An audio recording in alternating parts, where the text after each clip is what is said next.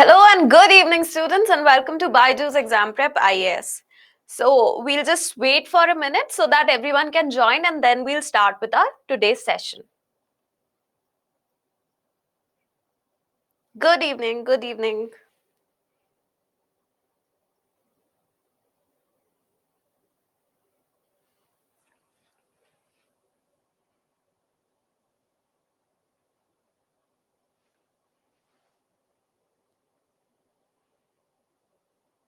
Okay, good evening. So, today we have a mains answer writing session, okay? So, in this session, we are covering 6 different topics. One is from Yojana, and one of them is from Kurukshetra. And the rest 4 of them, they are current affairs related topics, okay? Meanwhile, am I audible? Am I visible properly to everyone? Just let me know in the comment. Abhishek, the timing of this webinar will be 8:30 to 10:30, 2 hours. We'll be covering 6 topics. Okay, Nitin, I'll increase the pen, okay, the pen size. So I hope this is visible to everyone. Okay, then. Let us start with our session. Now, before we start with the session, I hope every one of you are giving the PTS series, the prelims test series.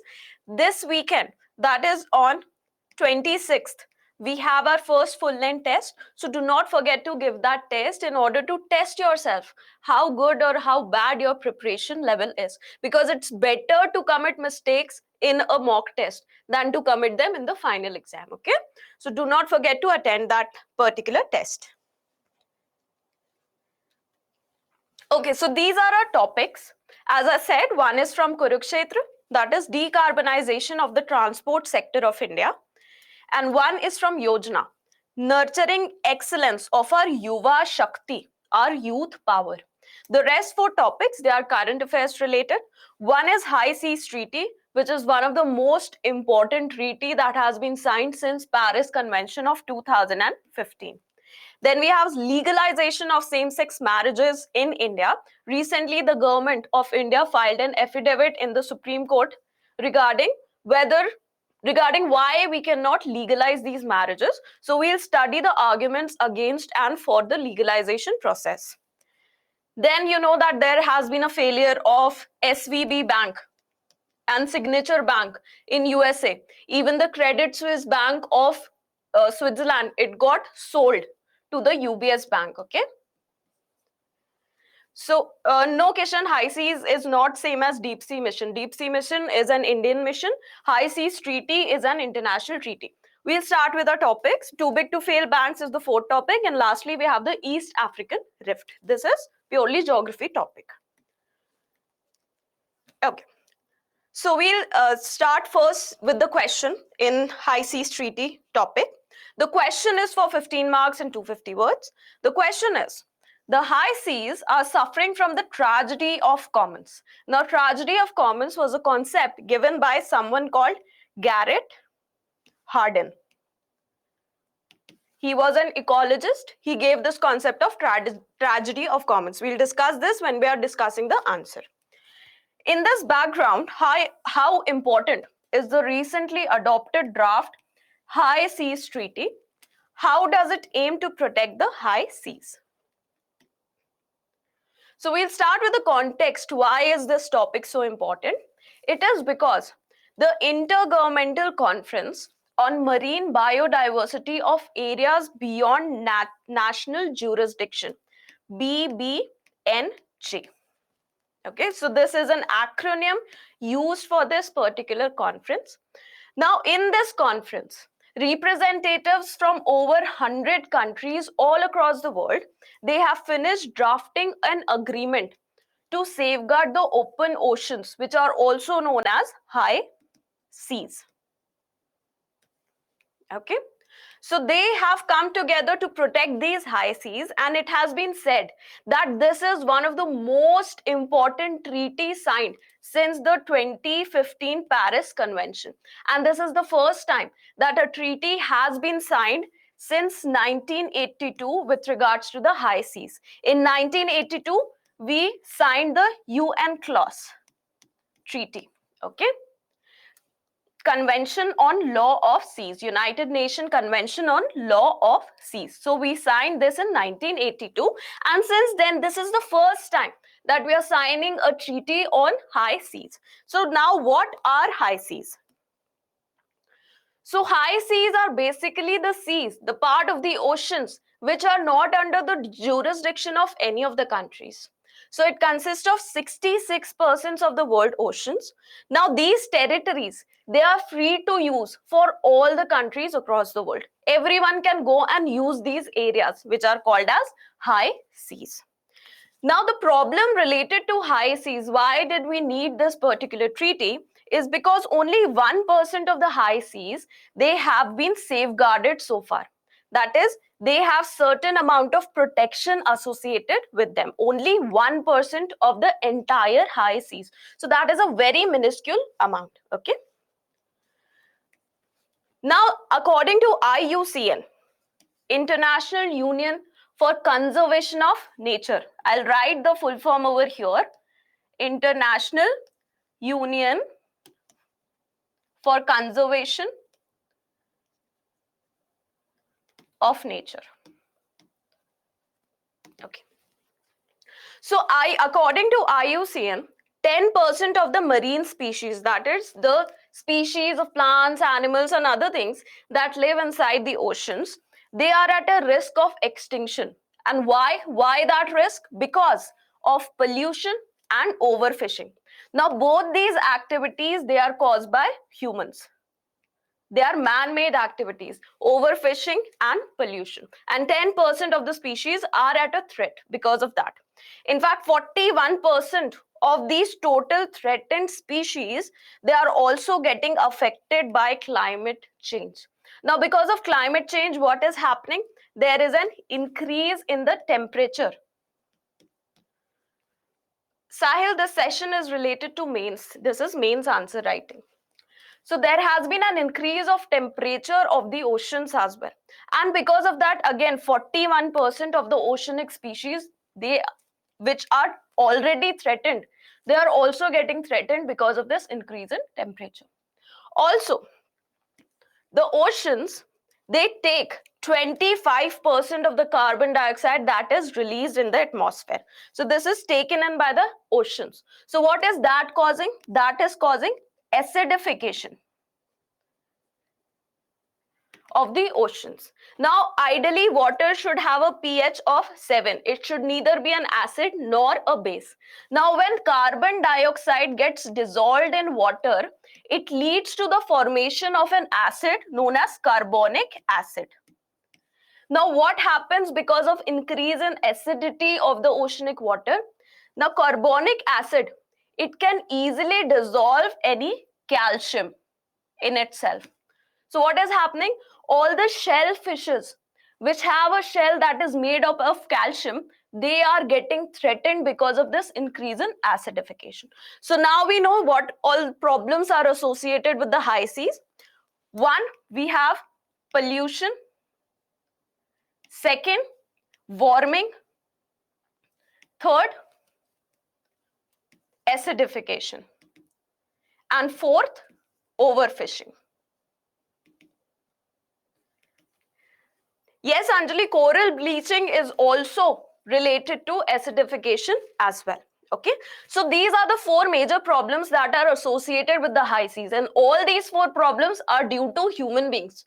These are not natural problems, these are due to human beings. So we had to intervene in this because a large amount of our biodiversity comes from the marine areas, from the high seas. So we had to intervene, we had to develop a high seas treaty for this purpose. Okay. So why is this important? Again, we saw that there are 4 major threats because of the human beings, human activities. So the high seas, they are experiencing these threats, and that is leading to extinction or threat of extinction of many marine species. Moreover, in 2022, at COP Conference of Parties. COP is Conference of Parties.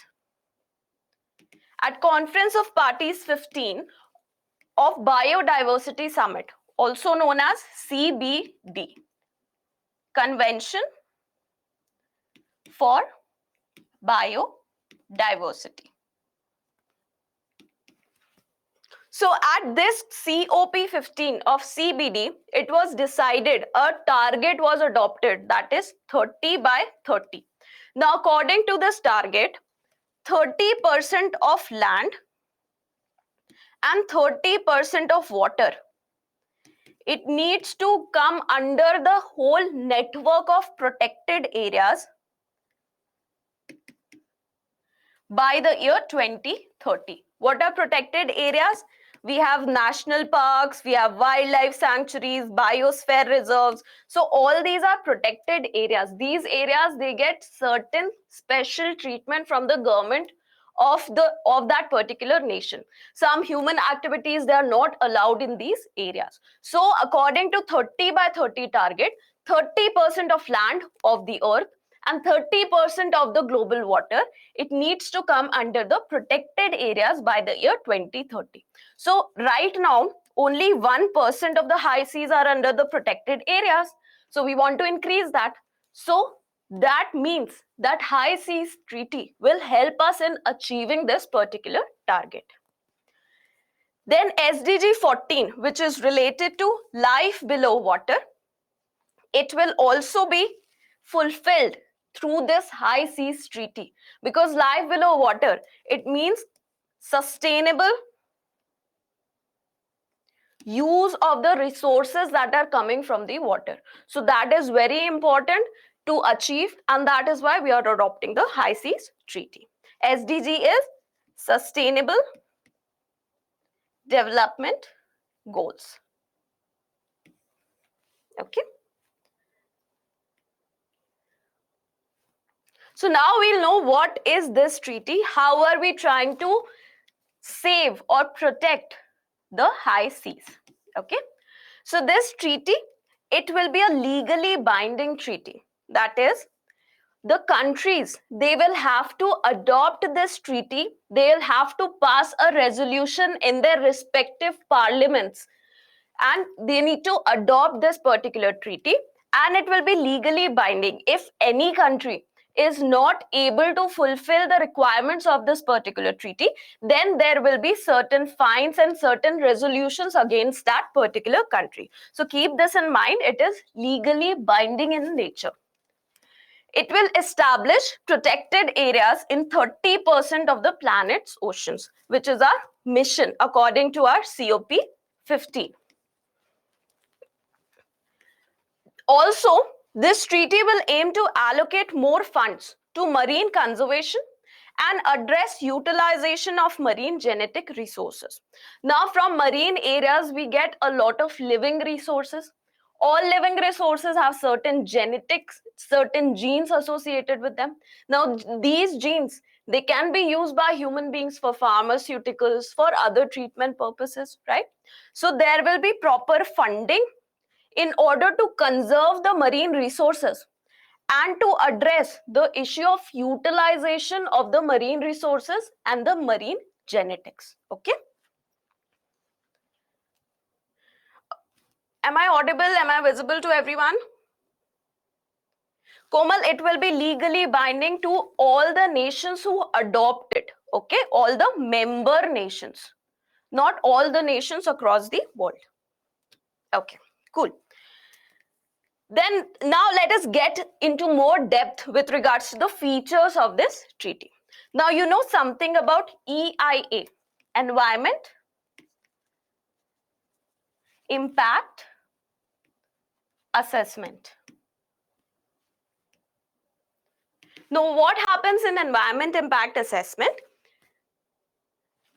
So if any project needs to be established in a particular place, before establishing that project in that place, it is analyzed whether or not will that project have any negative impact on the environment surrounding it.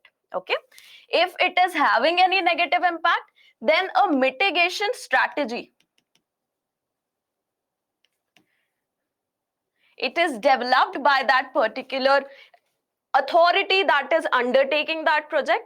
And in mitigation strategy, various plans are listed down so as to reduce the environmental impact, the negative impact of that project in that particular area.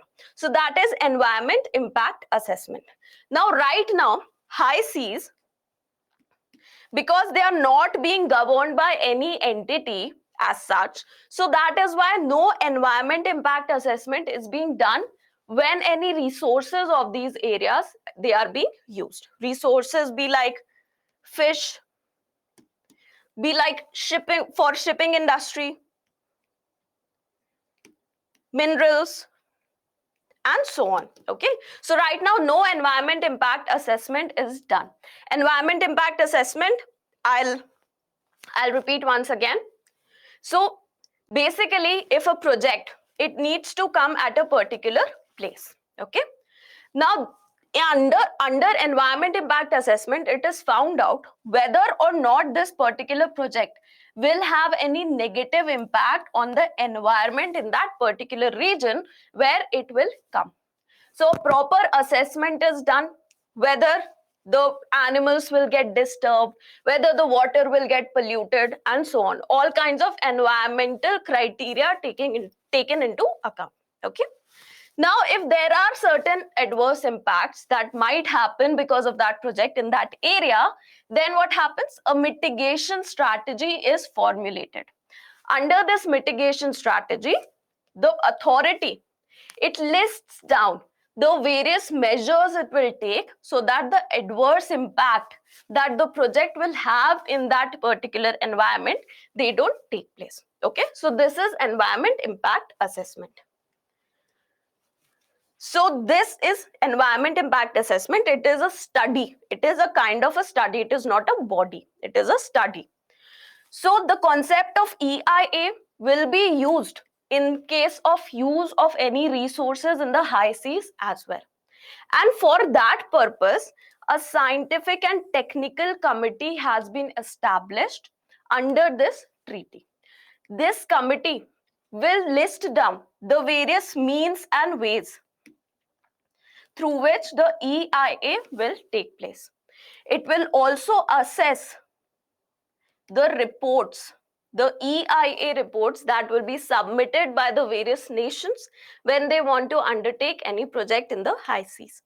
It will also suggest any mitigation measures.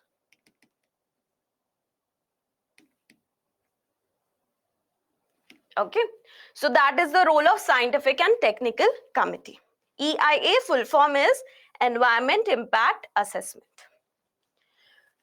Apart from that, various strategic environment assessments can also be done. Various nations can take up various environmental assessments in any area of the high seas, and in order to explore and find out whether that area has certain resources that can be used for welfare of human beings. So this is strategic environmental assessments. Okay, clear until now?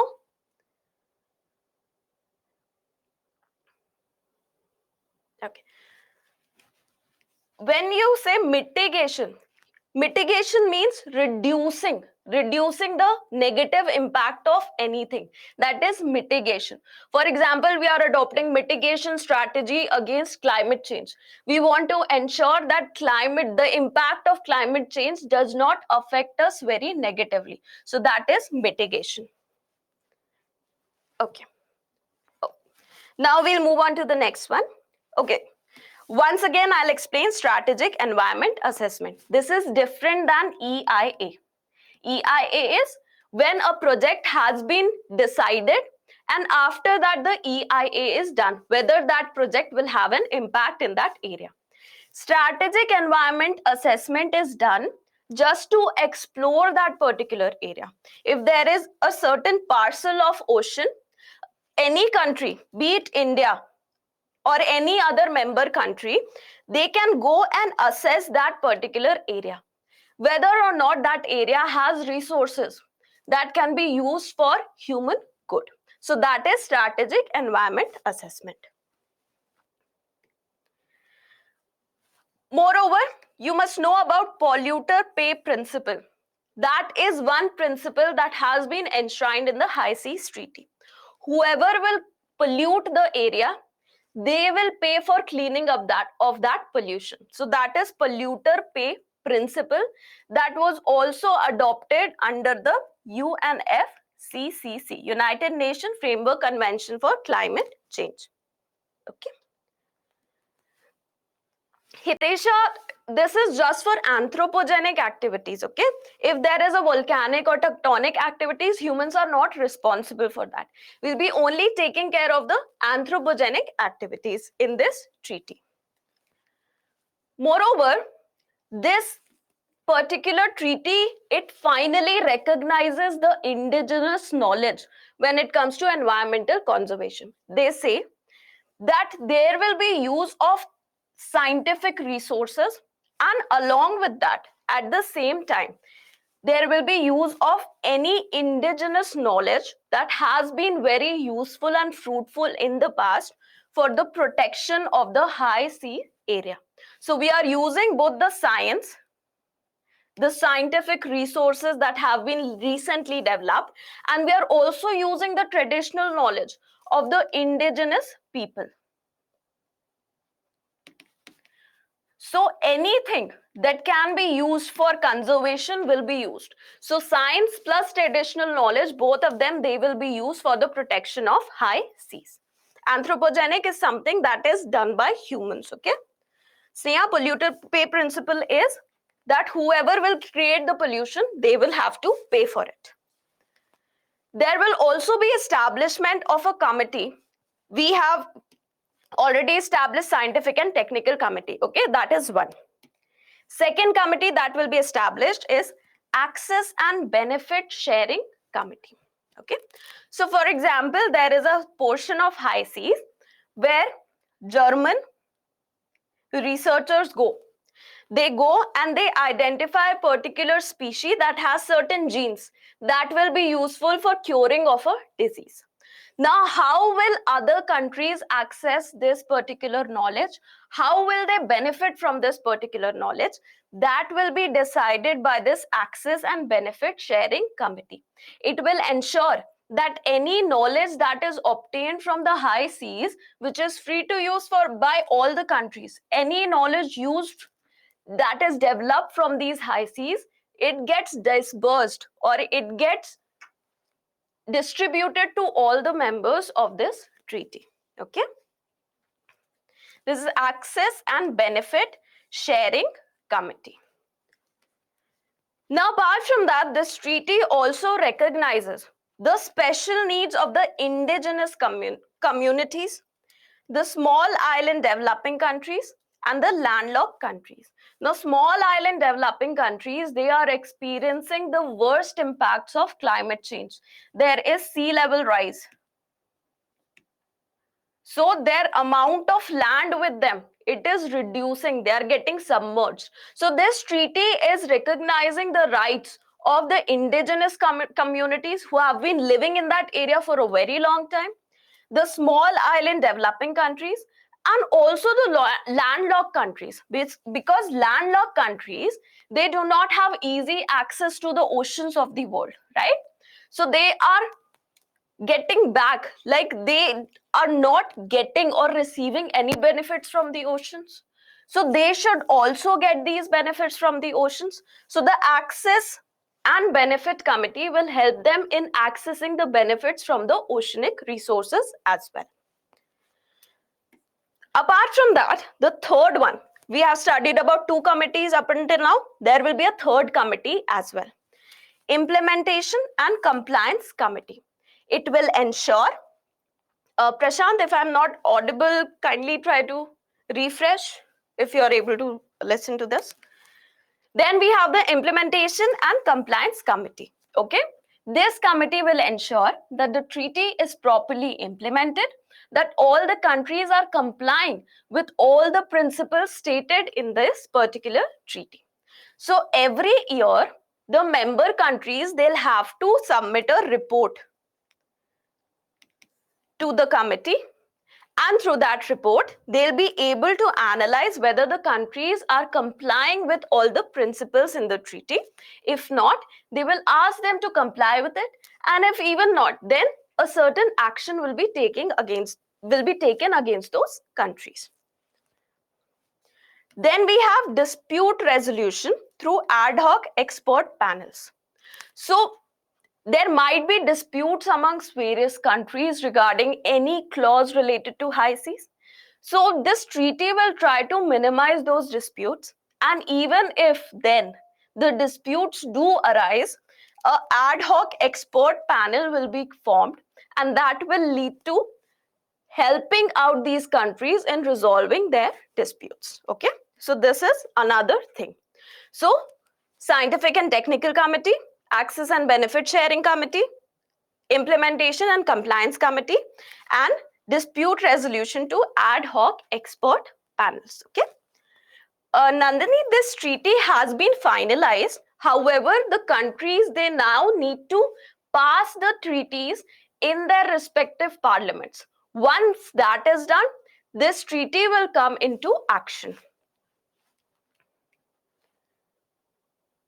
Gitanjali, at 100 countries came together to sign this treaty. Yes, India is a part of it. Ad hoc means temporary. Okay, Anjali. Ad hoc is temporary. So a temporary panel of experts will be formed in order to resolve any kind of disputes amongst the countries.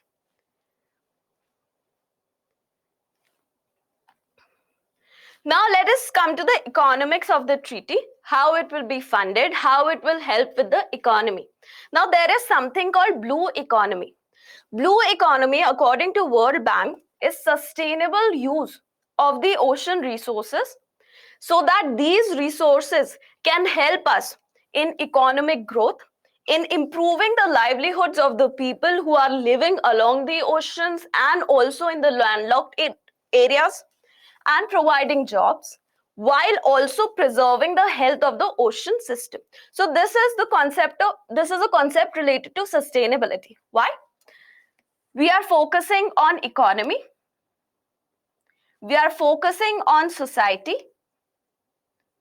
and we are also focusing on environment. So this is a sustainable use of the oceans for fulfilling our economic, environmental, and social needs. So that is blue economy.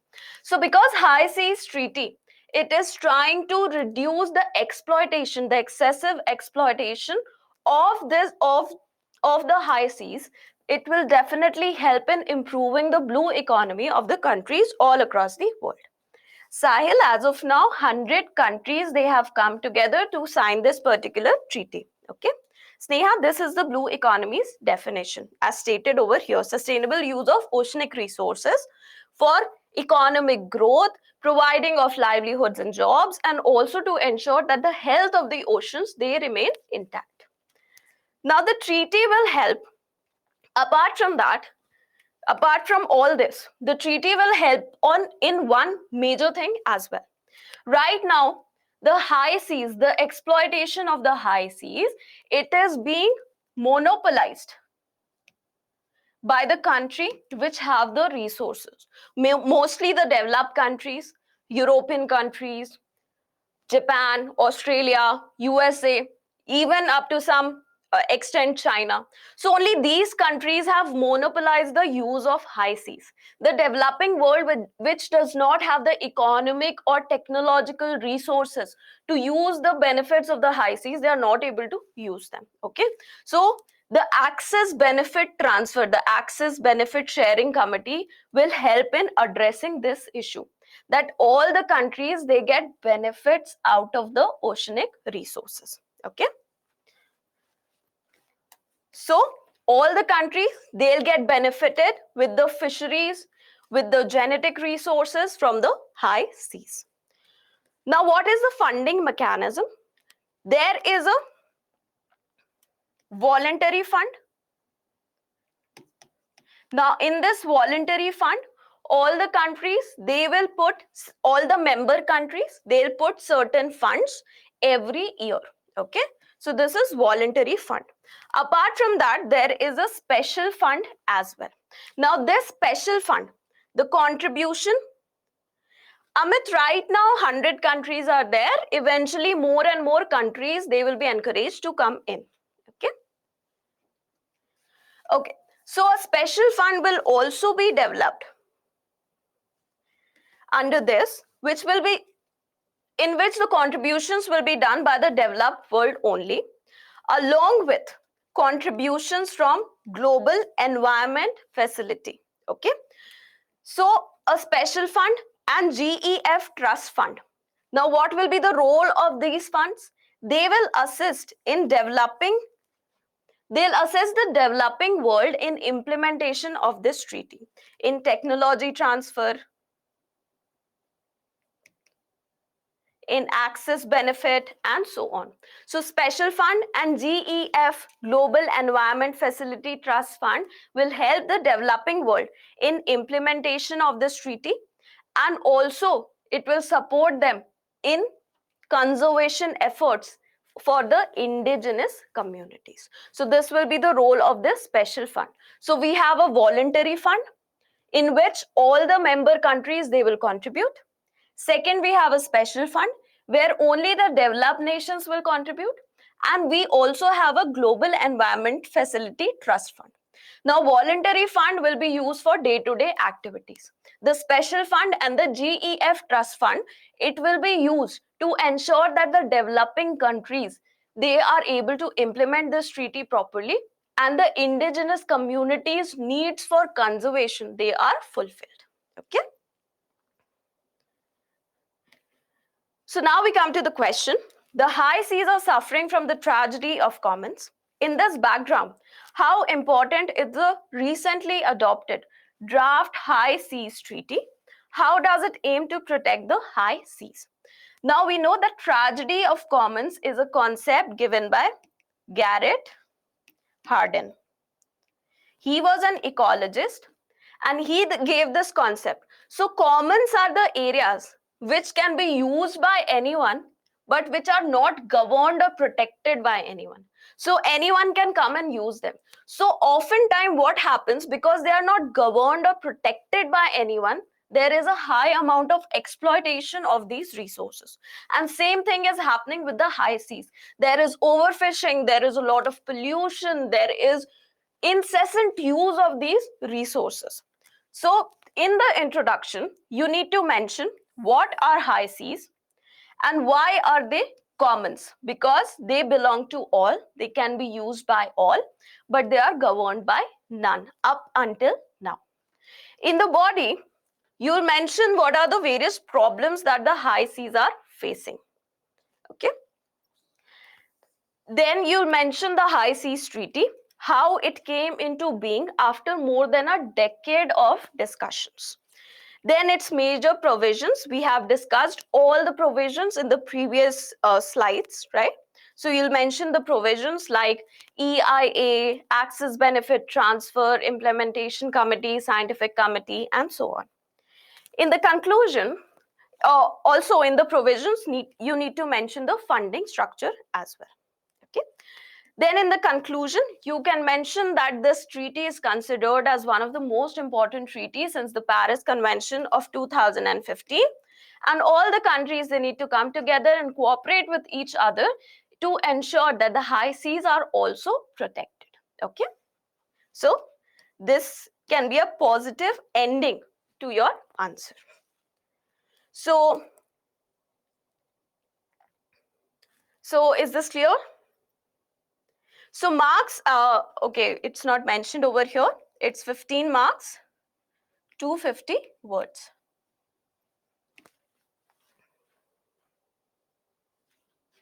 Okay.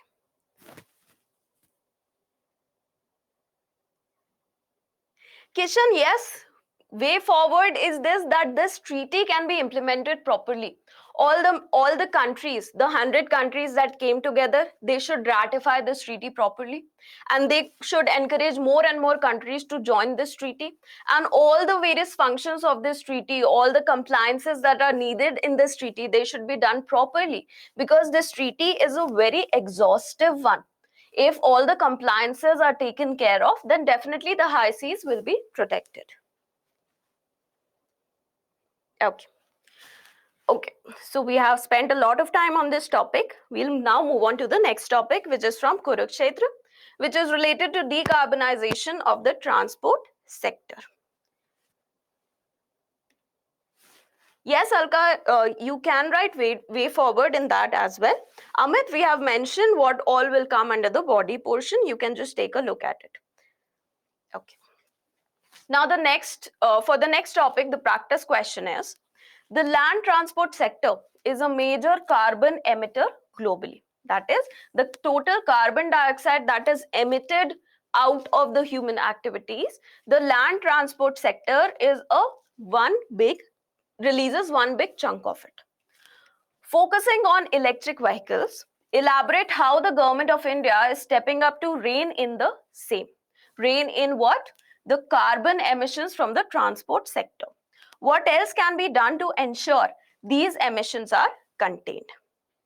So this is for 15 marks, 250 words.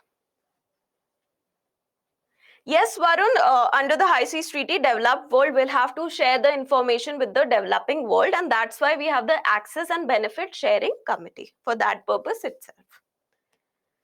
So first, let us take a look at India and carbon emissions. Land transport sector, RIA, is any transportation means that work on the land, be it railways, be it roadways, trucks, cars, two-wheelers, three-wheelers, and so on. So India and carbon emissions. Now, according to World Bank report, a report that was released in 2018, according to this report, in the upcoming years, India will be a hotspot of climate change. That is, there will be an extreme rise in climate in India itself. And that will lead to further more problems like extreme drought conditions in the internal region, then extreme cyclones at the coastal regions, and so on. So there will be a lot of impact. There will be failure of rains that will impact the agricultural sector and so on. So according to these studies, by 2050, if I write here, is it visible to everyone? Okay. So by the year 2050, it is expected that if we follow the Paris Convention commitments, then India's temperature will increase by 1 degree to 2 degree compared to 2018 levels. Now, if we are not following, we are not able to adopt to the Paris Convention commitments, and it is a business as usual scenario. That is, the emissions, they continue like they are continuing right now. In that case, India's temperature will increase by 1.5 to 3 degrees centigrade. So that will lead to a lot of problems for the country. So average carbon footprint, average release of carbon per person per year for India is 0.56 tons per year. So one person like me, on an average, I release 0.56 tons of carbon every year. Now the global average is 4 tons per year per person. India has much less than 1/4 of that amount. But even that, the Indian population is the highest in the world. So because of that, overall Indian emissions, they are huge. In 2020, the government of India updated the intended nationally determined commitments. Okay, so we gave these commitments according to 2015 Paris Convention, and in 2022, we updated our commitments to make them even more stringent. So what was the commitment? What was the rise in the commitments? We'll reduce the carbon intensity of the GDP by 2030 compared to 2005 levels. Earlier, we gave the target of this reduction to be 33 to 35% compared to 2005 levels. We have now increased this commitment to 45%. We'll reduce the intensity of our gross domestic product by 45% compared to 2005 levels by the year 2030. Okay.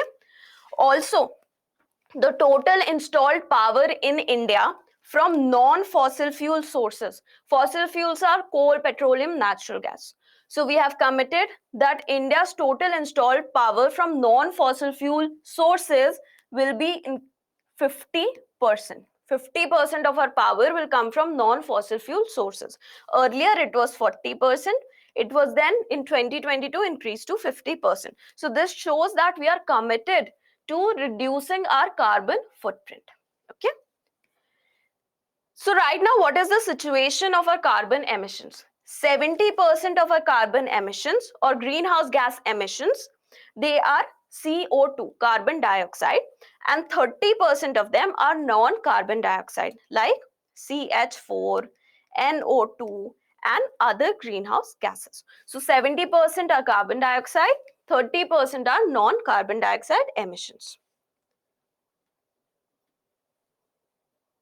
Yeah, this is not commitments, this is contributions. Thank you, Madhavan. Okay.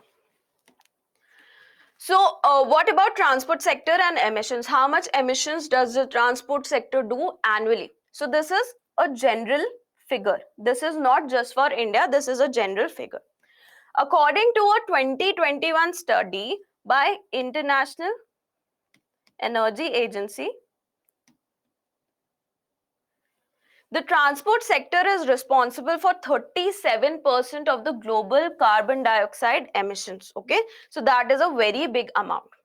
In 2020, due to COVID pandemic, there was a reduction in these emissions because of the lockdowns in various countries. But in 2021, it again grew. Compared to 2020, it grew by 8% in 2021, these amount of carbon emissions. Okay. This is the fastest growing sector in terms of carbon emissions. Annually since 1990 till 2021, annually there was an increase of 1.7% in the carbon emissions from the transport sector. So that means this is, in the future, this might become one of the biggest sector when it comes to carbon or greenhouse gas emissions. In order to follow the net zero emission target of the world, the emissions from this sector, they also need to reduce by a margin of 20%. We want to become a net zero emitting world, right? In order to contain our temperatures under the 2 degree centigrade bar, right? We want to become net zero carbon emitter. But to achieve that, just in transport sector, we'll have to reduce our emissions by 20%. In India, now we come to India. This is global. This is India. Now, when we come to India, the transport sector is the third most emitting sector of India. Even amongst the transport sector, if you see over here, the biggest emitter is power sector. Then there is industry. Third is transport sector. Okay. So amongst the transport sector, if you see this bar graph, 90% of the emissions from the transport sector is from the roadways. That is use of trucks, cars, two-wheelers, three-wheelers, and so on. Okay, so 90% of our total emissions from the transport sector are due to the roadway sector. And that is why we are trying to transform ourselves. We are trying to go from the fossil fuel using vehicles to the electric vehicles. That is how we are trying to decarbonize our transport sector. Power sector includes thermal power through coal, through petroleum, through natural gas, and so on. Okay. Now, what are the steps that can be taken to reduce this emission from the transport sector? The biggest step that can be taken is electrification of the vehicles in the country. If they are electrified, their emissions, they will drop down. Promotion of public transport. If I'm using a car, you are using a car, we are going to the same location, and multiple other people, they are also going to the same location. Instead of having 100 cars, we'll have a metro. Instead of having 20 cars, we'll have a bus that will take people from one place to another. So if the public transport is developed, the emissions will definitely reduce. Use of alternative fuels. Now you know that E20 fuel, that is 20% ethanol blended fuel, has already been released by India in various cities last month. Okay, so we are trying to use alternative fuels, alternative of fossil fuels. Now fossil fuels, they release a lot of carbon dioxide in the atmosphere. We are trying to go away from the fossil fuels and use alternate fuels like ethanol blended fuels, like hydrogen, and so on. Okay, improved fuel efficiency. For example, right now my vehicle uses 1 liter of fuel to travel only 10 kilometer. If I can increase this efficiency to 20 kilometer, then the amount of fuel that I'm using, that will also reduce, right? So that will also help in reducing the emissions from the transport sector. In 2021 August, the World Resources Institute and Niti Aayog, they came together to develop a forum for decarbonizing the transport sector in India. Now, this forum is providing a platform for the policymakers, for the researchers, for the industry experts, for the NGOs, civil society organizations to come together and develop better policies, better technologies in order to reduce the carbon dioxide emissions from our transport sector. Okay, so this is a very important point. Yes, Rohit, that is a good idea. We can develop inland waterways to reduce carbon emissions. Definitely, that will reduce our carbon emissions. In this topic, we are just trying to analyze how to reduce, because this is a topic from Kurukshetra. So the article was talking about how this decarbonization can be done by introducing electric vehicles. Misbah, improved fuel efficiency, Saurabh and Misbah, okay. Improved fuel efficiency means increasing the average of your vehicle basically. So if in 1 liter your vehicle is moving for 10 kilometer, eventually if the efficiency of use of that fuel improves, that will mean that in 1 liter of fuel your vehicle will now move 20 kilometers. So the requirement of the fuel will reduce. So same fuel will take you to a longer distance. So the use of fossil fuels will reduce, right? So the carbon emissions will also reduce. Electrification of vehicles means using electric vehicles instead of fossil fuel run vehicles. Okay. Ethanol 20 is a type of petrol that has been blended with ethanol. It has 20% ethanol and 80% petrol. Okay. Anish, it's not possible to put limit on the use of petrol, because if I want to go somewhere, I will have to use the petrol if I don't have an electric vehicle. Okay, we'll now move on to the next slide. Okay. Electrification of vehicles in India. Let us study that. So, according to various studies, even with the current electricity mix, that is the amount of electricity, that is basically the amount of fossil fuels that are used for the development of the electric vehicles, and the amount of fossil fuels that are used for development and usage of the internal combustion vehicles. If we compare that, even then the electric vehicles, their overall amount of emissions across their lifetime, it is much less compared to the internal combustion engine vehicles. Internal combustion vehicles are those vehicles which are using fossil fuels, be it petrol, be it diesel, and so on. So overall, according to studies, the lifetime emission of an electric vehicle is 19 to 34% less than that of the internal combustion engine vehicles. If I'm not audible, can kindly refresh your page. Okay. Now, what is the challenge for India when it comes to electric vehicles? Now, globally, we only talk about what? Globally, we talk about only electrifying the cars, electrifying the four-wheelers. But in India, there's a problem that not many people, they own cars. They don't own four-wheelers. In fact, 70 to 80% of the total registered vehicles in India are two-wheelers. So India has a challenge that not just the cars, not just the four-wheelers, we need to electrify our two-wheelers, our three-wheelers, and even our public transport. So the government of India did recognize this problem with Indian market, and they came up with various steps. We'll study those steps in the upcoming slide.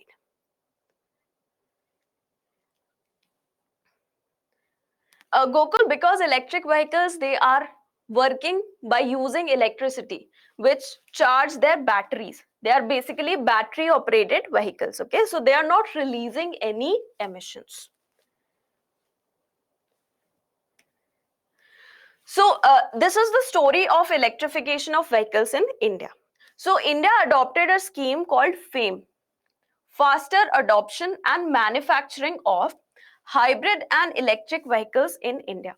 Hybrid vehicles are those which can work both on electricity and on fossil fuels. Okay. So we want to increase the adoption of both the hybrid vehicles and electric vehicles depending upon the capacity. So this scheme, FAME scheme, it was launched under the National Mission on Electric Mobility, a national mission to increase the number of electric vehicles in the country. The phase 1 of this scheme, it was between April 2015 to March 2019. Now this FAME scheme, it focused on increasing the demand of the electric vehicles. How? By increasing the awareness amongst the people. It also aimed at increasing the production of the electric vehicles. How? By providing certain subsidies to the manufacturers. And apart from that, it also focused on increasing the charging infrastructure in India. Now, when your vehicle runs out of petrol, what do? You go to a petrol station, get it filled again, and then you drive off. In case of electric vehicles, the batteries need to be charged in order for them to drive. So there is a need for charging infrastructure. If I'm going from one place to another, for example, Bangalore to Mysore, I'm going there, and there is no charging infrastructure in between, then what will happen? I won't be able to use my vehicle to go from one place to another.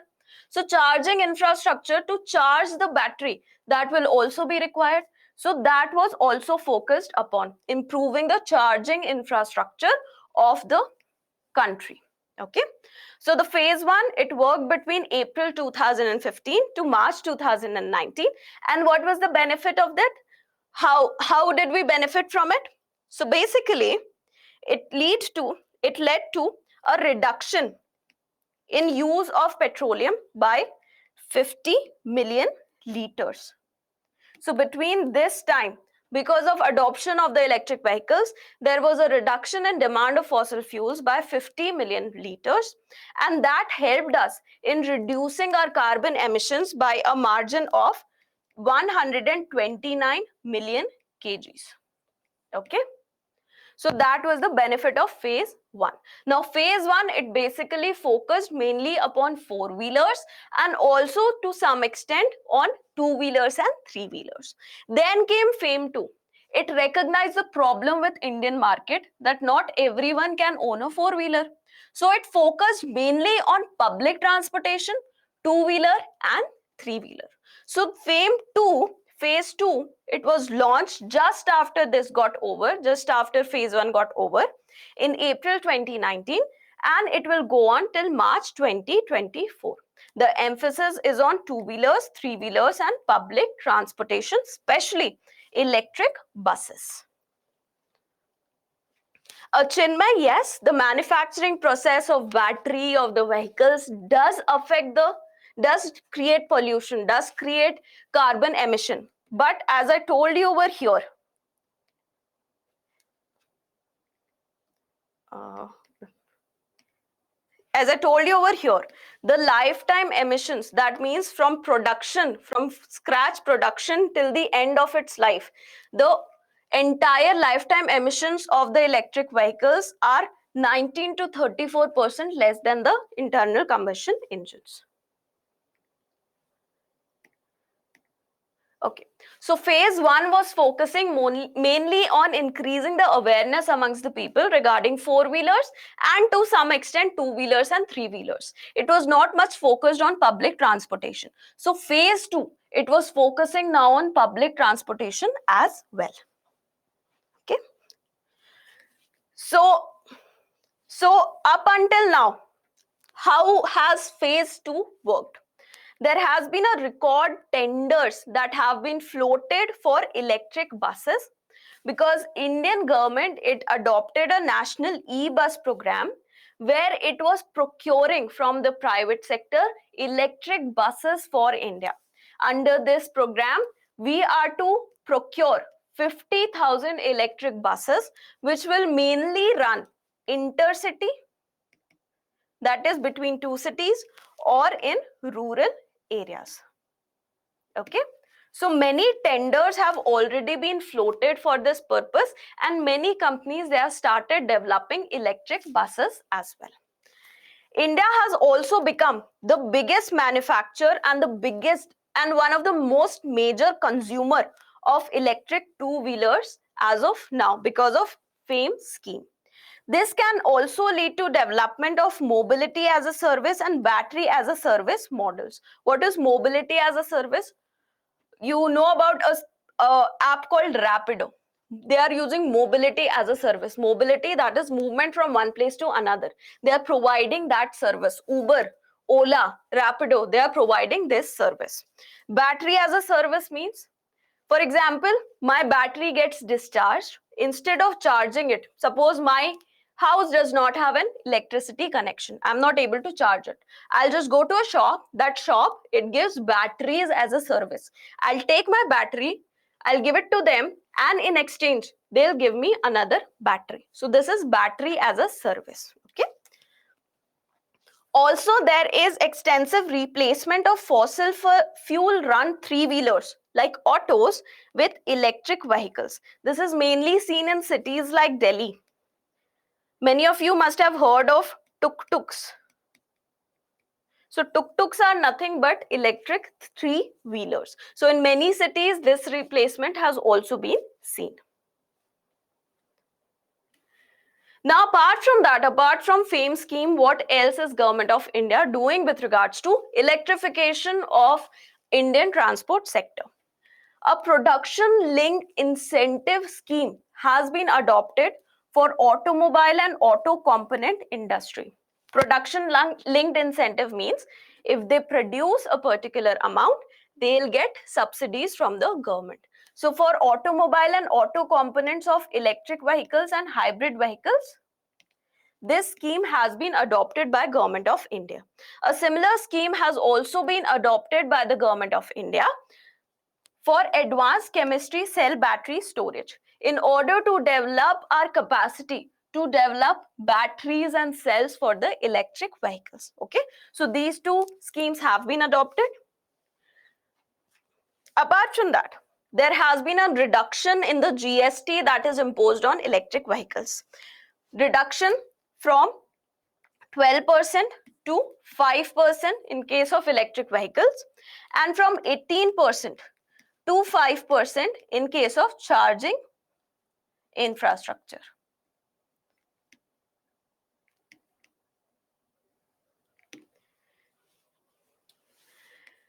Initiatives by MORTH, Ministry of Road Transport and Highways, they have also taken various initiatives. A special green number plate is being provided to the electric vehicles. Apart from that, the road tax that is imposed on vehicles has been cancelled or waived off for these electric vehicles.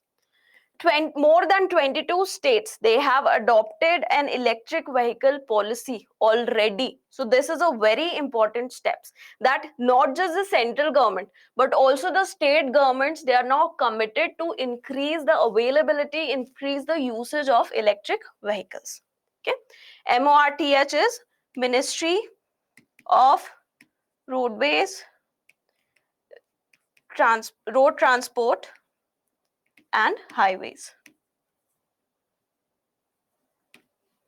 Okay. Indian Railways, they have also adopted an electric vehicle policy for use of electric vehicles for their official uses. Okay. Officials, they use certain cars and so on, right? So they will be adopting electric vehicles instead of using fossil fuel vehicles. Apart from that, Niti Aayog has taken another initiative, that is Shunya Zero Pollution Mobility Campaign.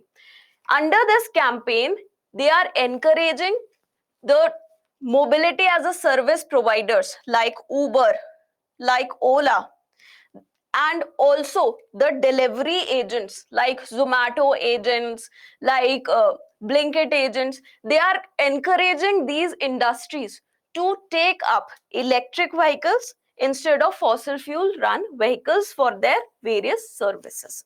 Okay. Apart from that, what else can be done? Right now, most of the fast chargers, they are imported from outside. According to a report by Global Trade Initiative, according to this report, India's dependency on China is increasing because of more and more adoption of electric vehicles, because we do not produce the batteries right now. Okay, so in order to reduce this dependency, we need to produce these charging infrastructure, the batteries in situ, that is within India. So the various PSUs, the like Bharat Heavy Electricals Limited, Bharat Electronics Limited, they plus the research institutes like IISc, Indian Institute of Science, CSIR, CPIR, they should all come together in order to improve India's capacity to manufacture these products. Moreover, development of battery swap stations. I talked about something called battery as a service, right? Now, if my house does not have electricity, or I'm not able to pay such high electricity bills, then instead of charging my batteries at my house, I'll go to a shop which will have many charged batteries, and I'll give my battery and I'll take a battery from there, and then I'll move on. Especially in rural areas, such infrastructure, such stations are needed, because the rural areas, they are not adopting the electric vehicles at the same speed as the urban areas. There is also need to have a plan to recycle and refurbish the used batteries. Now, according to various studies, more than 95% of the critical elements that are used in these batteries, they can be recycled and they can be taken out of those batteries. So we need to have a proper plan so that these electric vehicles, when they run out of their life, their batteries, they can be properly used. There is also a need to promote e-bikes for people who cannot afford motorbikes or public transportation. So government is already providing a lot of incentives and subsidies in this regard. For increasing awareness amongst the people, especially in the rural areas, the local government officials, they will be very important. We need to provide the information to the grassroots. So the grassroots representatives, they will be very important. They need to be kept into a loop so that this awareness can reach from the top to the bottom. Moreover, there is a need to develop a workforce that will be ready, that will be extremely ready once we have properly adopted the electric vehicles. Now, Niti Aayog, it is also working in this regard with various IITs of the country. In fact, 15 IITs across the country, they have already adopted such electric vehicle related courses at their post graduation levels. Okay. So now we come to the question. 15 marks, 250 words. Up until now, everything clear? Yes, Rohit, this will be an amazing idea for people, specifically when we talk about the time taken for charging the batteries. Very good idea. Okay, so we'll move to the question. It's already 9:35. We still have 4 more topics, okay? The land transport sector is a major carbon emitter globally, focusing on electric vehicles. Elaborate how Government of India is stepping up to rein in the same. What else can be done to ensure these emissions are contained? In the introduction, you can just mention, we have talked about the various facts and figures in the earlier part of the topic, right? So you can give figures that support the first statement that yes, transport sector is a major carbon emitting sector. In the body part, because we are focusing on electric vehicles in India, we'll be talking about India. Talk about India's transport sector, how 90% of the emissions, they are coming from the roadways. In short, mention what can be done in general about transport sector, like electrification, improving the efficiency, use of alternate sources of fuels. Then you dive into the electric vehicles. You have established a premise. Now you're diving into electric vehicles, where you'll talk about the various steps taken to increase the electric vehicles in the country. You talk about the various schemes like FAME schemes, like PLI schemes, like the role of MORTH, reduction of GST, role of Niti Aayog, and so on. Then you can mention what else can be done. We talked about what else can be done: battery swapping, fast chargers, EV related workforce, and so on. Then in the conclusion, you can mention that you can emphasize on how this is important for us to reach our Paris Convention targets or commitments. Okay. In the introduction, you just have to give the figures, the various figures we talked about when we talked about carbon emission from the transport sector, how 37% of the total carbon emissions are coming from the transport sector. Yeah. Okay. So now we move on to the third topic, legalization of same-sex marriages in India. Now, one thing before we move on, you know the approach of the answer, right? Try to write it properly in 250 words, properly, okay? Either tonight before you sleep or tomorrow morning. That is very essential. So the practice question for this topic is, after a long struggle, India legalized homosexuality in the country. However, the same-sex marriages are still not legal. Analyze. You have to analyze. That means you have to give arguments in support, arguments against, and then you have to give a conclusion. Okay. So why is this in news? Because the Government of India, it has filed an affidavit in the Supreme Court of India against the recognition of same-sex unions in the country. Okay.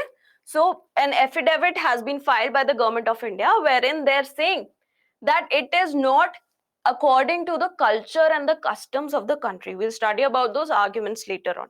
So this is it. Okay. So what is the history of Section 377 in India? So Section 377 was basically criminalizing homosexuality in the country. Okay. So in the Christian world, okay, because British came, they had a Christian world. Over there, homosexuality was a big sin. So in 1861, the British introduced the Section 377 in the Indian Penal Code.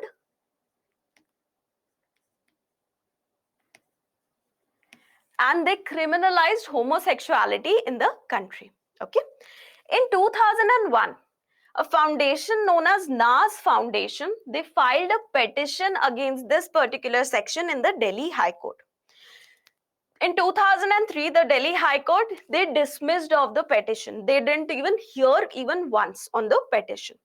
So the NAS Foundation, they went to the Supreme Court. They said that why are they not even hearing to our petition? So in 2006, the Supreme Court directed the Delhi High Court to reconsider this particular petition by the NAS Foundation. So after hearing the various comments against and for this particular argument, in 2009, the Delhi High Court, it decriminalized homosexuality in the country. That is, if two consenting adults, they want to be in a relationship, then it is all right, be it male male, be it female female, be it male female, or anything, okay? Because according to them, criminalizing of homosexuality in the country, it violates articles 14, 15 and 21, which provide certain fundamental rights to our citizens. However, this was challenged in the Supreme Court. This decriminalization was challenged in the Supreme Court, and in 2012, the Supreme Court had overturned this decision of the Delhi High Court. It said that it will stay criminalized in the country, calling it legally unsustainable, and they said that it is not the role of the court to decide on such matter. The parliament of the country should decide on such matters.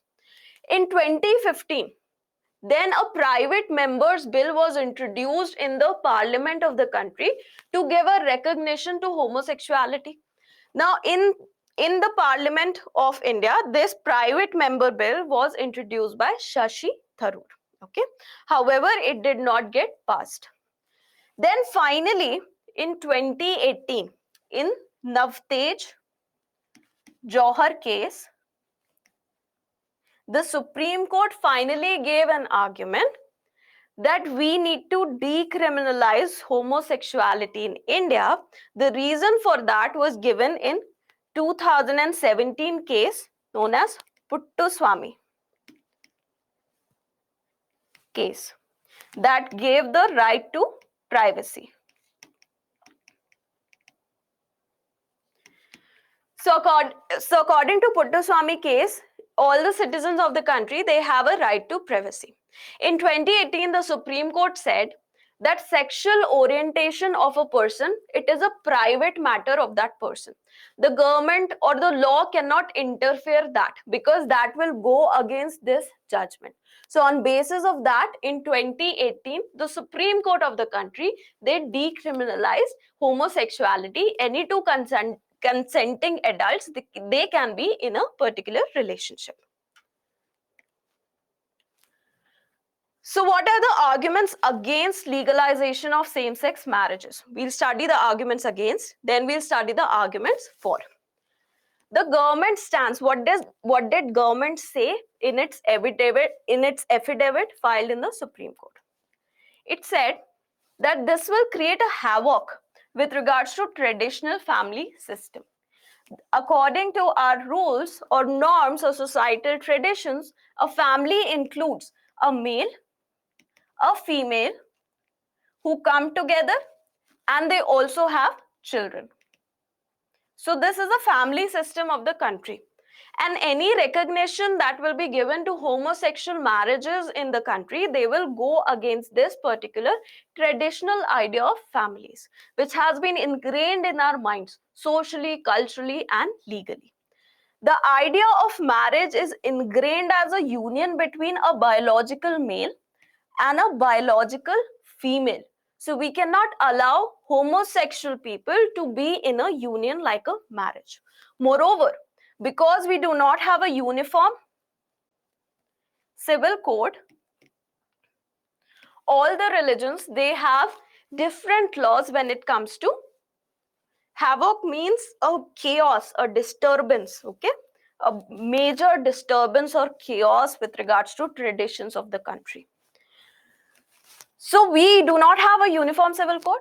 So every religion, they have particular laws that have been passed by the Parliament of India with regards to marriages. We have Hindu Marriage Act, we have Special Marriages Act, and so on. Okay. So this acceptance of marriages of homosexual people, They will go against all these personal laws which are recognizing only a union between a male and a female. So everything will need to change. Everyone, because we have many different laws, we do not have a single law. That will also create a lot of societal problems. Everyone will come against these laws. Some will accept, some will not accept. So this balance between the personal laws and the societal values, it will get gravely disturbed if we start recognizing these marriages. Also, apart from this, in India right now, even the marriages in transgenders, however, they are recognized, but they are allowed only if the two individuals identify as opposite sexes. For example, a transgender person, if they recognize as a female, then they can marry a male or a transgender male. If a transgender person recognizes as a male, they can marry a female or a transgender female. Okay, a transgender female, they cannot marry a female or a transgender female. Even the marriages amongst the transgenders are only identified when the two individuals identify as opposite sexes. So this is also an argument against the legalization of same-sex marriages in the country. Now, what are the arguments in favor of legalization? Now, they are mainly related to the previous judgments of the Supreme Court. In 2010, Supreme Court gave the right to marry, which was further elaborated in the Hadia case. Now, according to this, if two consenting adults, they want to get married, then no authority, no agency like Khap Panchayat, neither their parents can object to that. Okay, so this gave the right to privacy to the citizens of the country.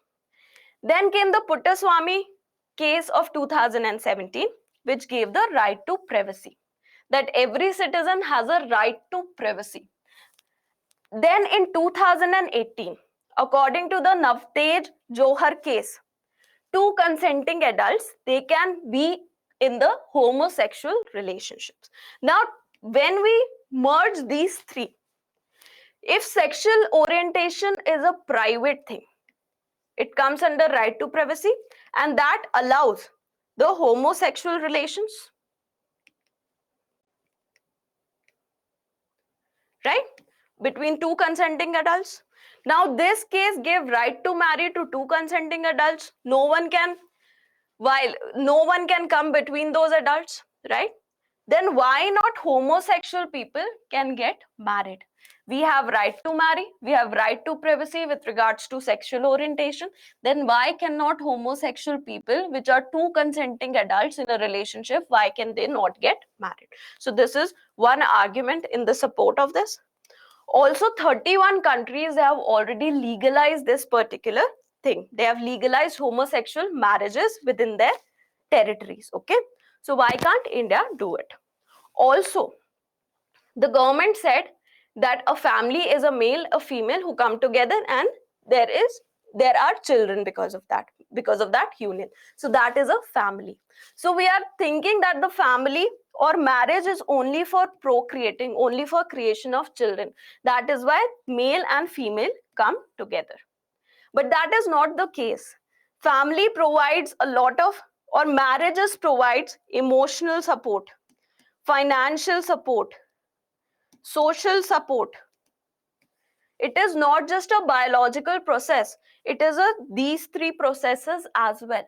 So this is again an argument in favor of legalization of same-sex marriages. Okay. So now we'll come to the question.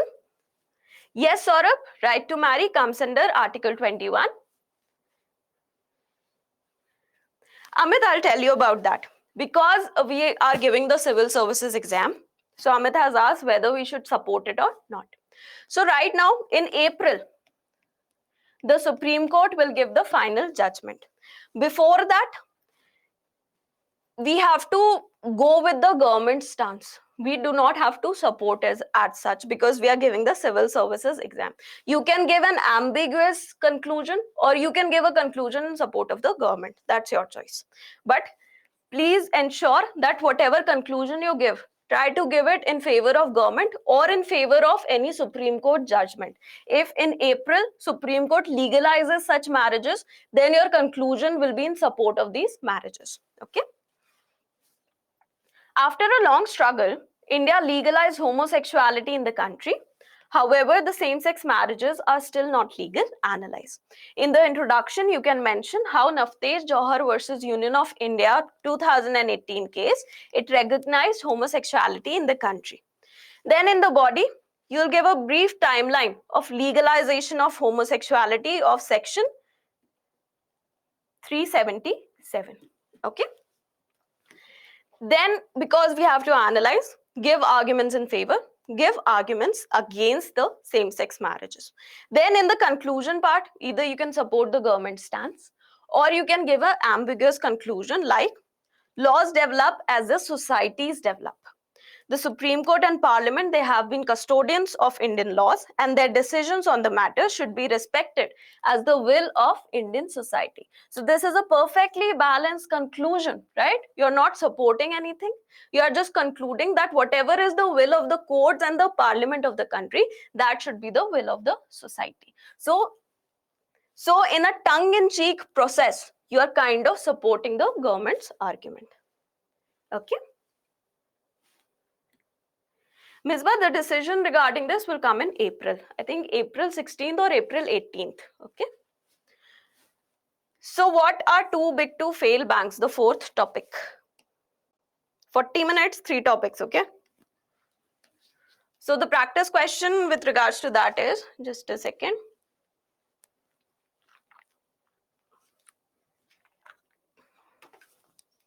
The government bailouts to banking sector is a burden on the taxpayers.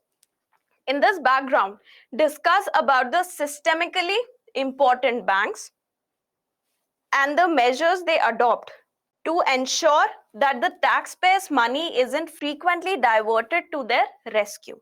Also, does India have a domestic mechanism for declaration of such banks? Okay, so UPSC these days, they have a fashion to give very long questions. So you waste a lot of time in reading that. Okay, so if you develop a habit of reading such long questions in the final exam, it will be very beneficial for you. Okay.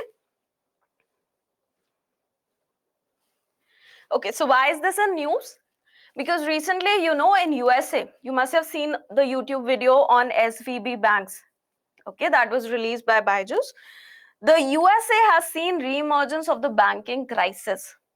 The SVB bank and the Signature Bank, they failed. Also, another bank known as First Republic Bank.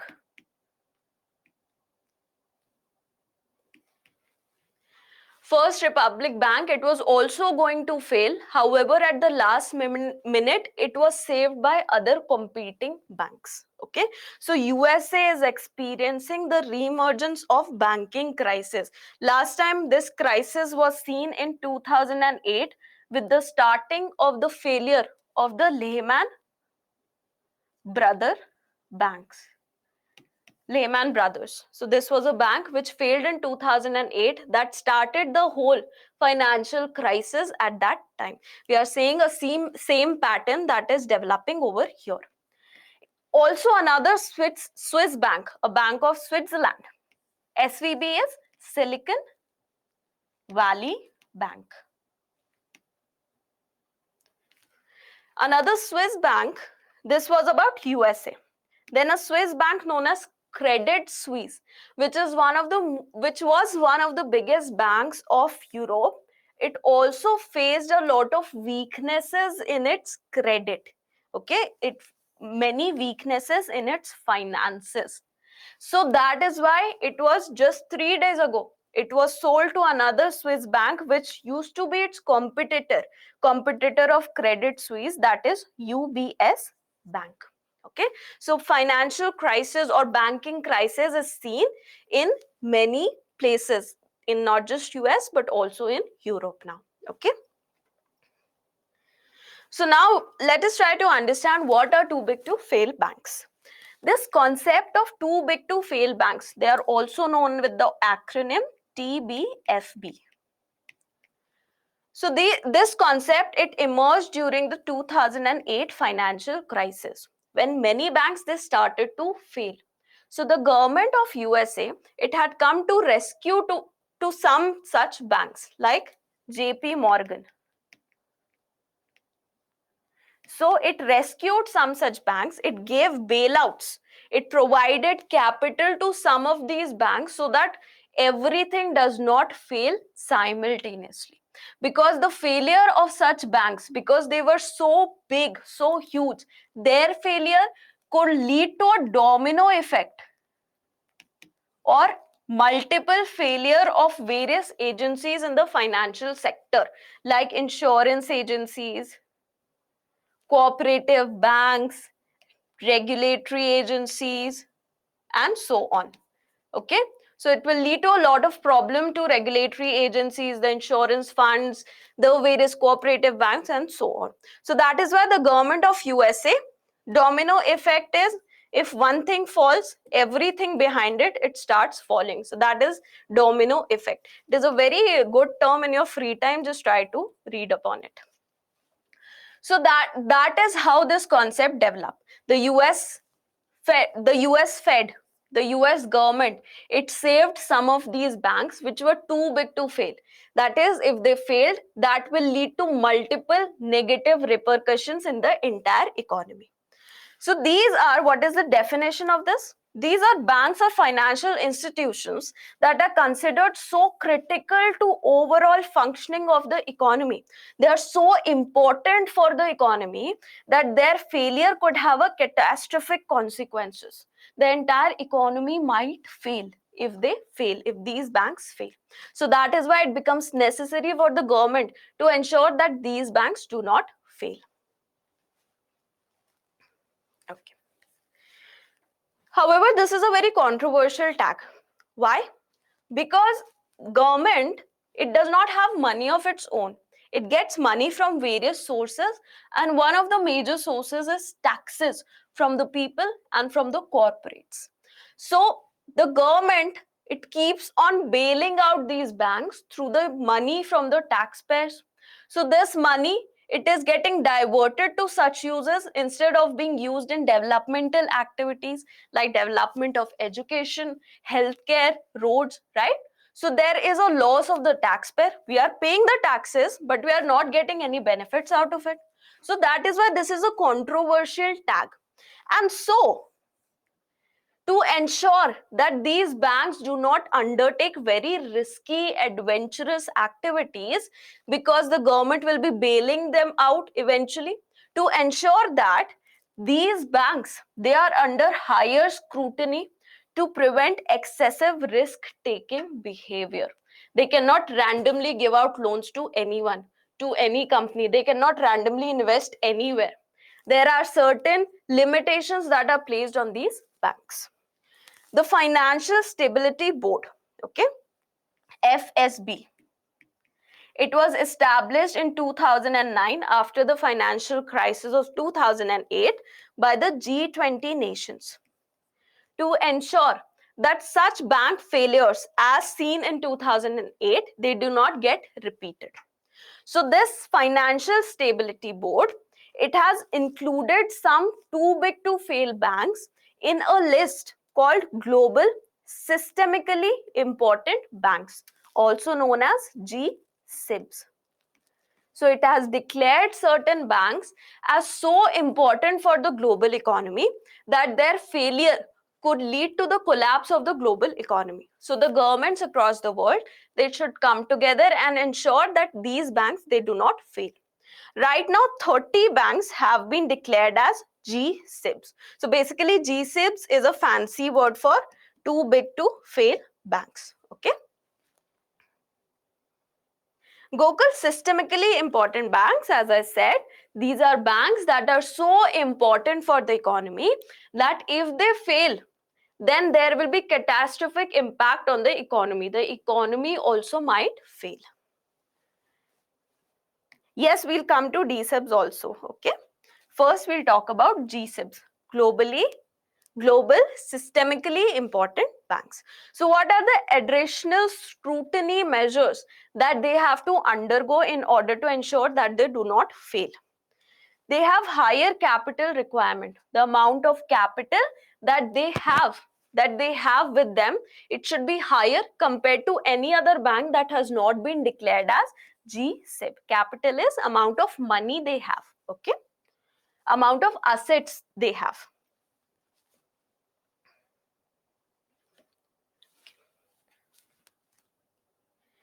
RBI is a central bank, okay? Someone has asked, Sachin has asked, is RBI is a GSIB? RBI is a central bank. Central banks of the countries, they are not included in these lists, okay? So first is higher capital requirement. Second is enhanced risk management. Whenever they want to undertake any investment, whenever they want to give out any loan, they need to ensure that proper risk analysis of that particular person, of that particular area is done, so that their risk is minimized. It is ensured that the money they are investing, they'll get it back. The loan they are giving, they'll get it back. Okay, so there is enhanced risk management that they have to undertake. They are also under greater regulatory oversight. Regulators, the central banks like Fed of USA, like RBI of India. So every country has a central bank, right? So these banks, they are under additional scrutiny of the central banks. There are on-site evaluations of these banks. They have to give all their data to the regulators so that they can clearly check that they are undertaking these steps. They have higher capital compared to normal banks. They are taking proper risk management initiatives and so on. Also, they need to do resolution planning. What is resolution planning? In case these banks fail, it should be ensured that all the creditors, they get their money back. A proper plan should be formatted by these banks in advance. Just in case they fail, there should be a proper resolution of the money. All the creditors, they should get back the money in certain amount. Okay, so these are the 4 additional scrutinies that the GSIBs, they have to undertake. Okay. Varun, yes, central banks are taking care of these issues. You can see that there are additional scrutiny which the GSIBs, they have to undergo. Yeah.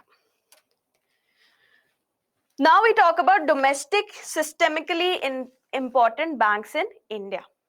Now they are declared by the Reserve Bank of India, and annually the Reserve Bank of India, it revises this list and it sees whether any bank should be excluded or included. The framework for this was finalized in 2014. So in 2014, the framework was finalized and the rules, they came into action in the year 2015.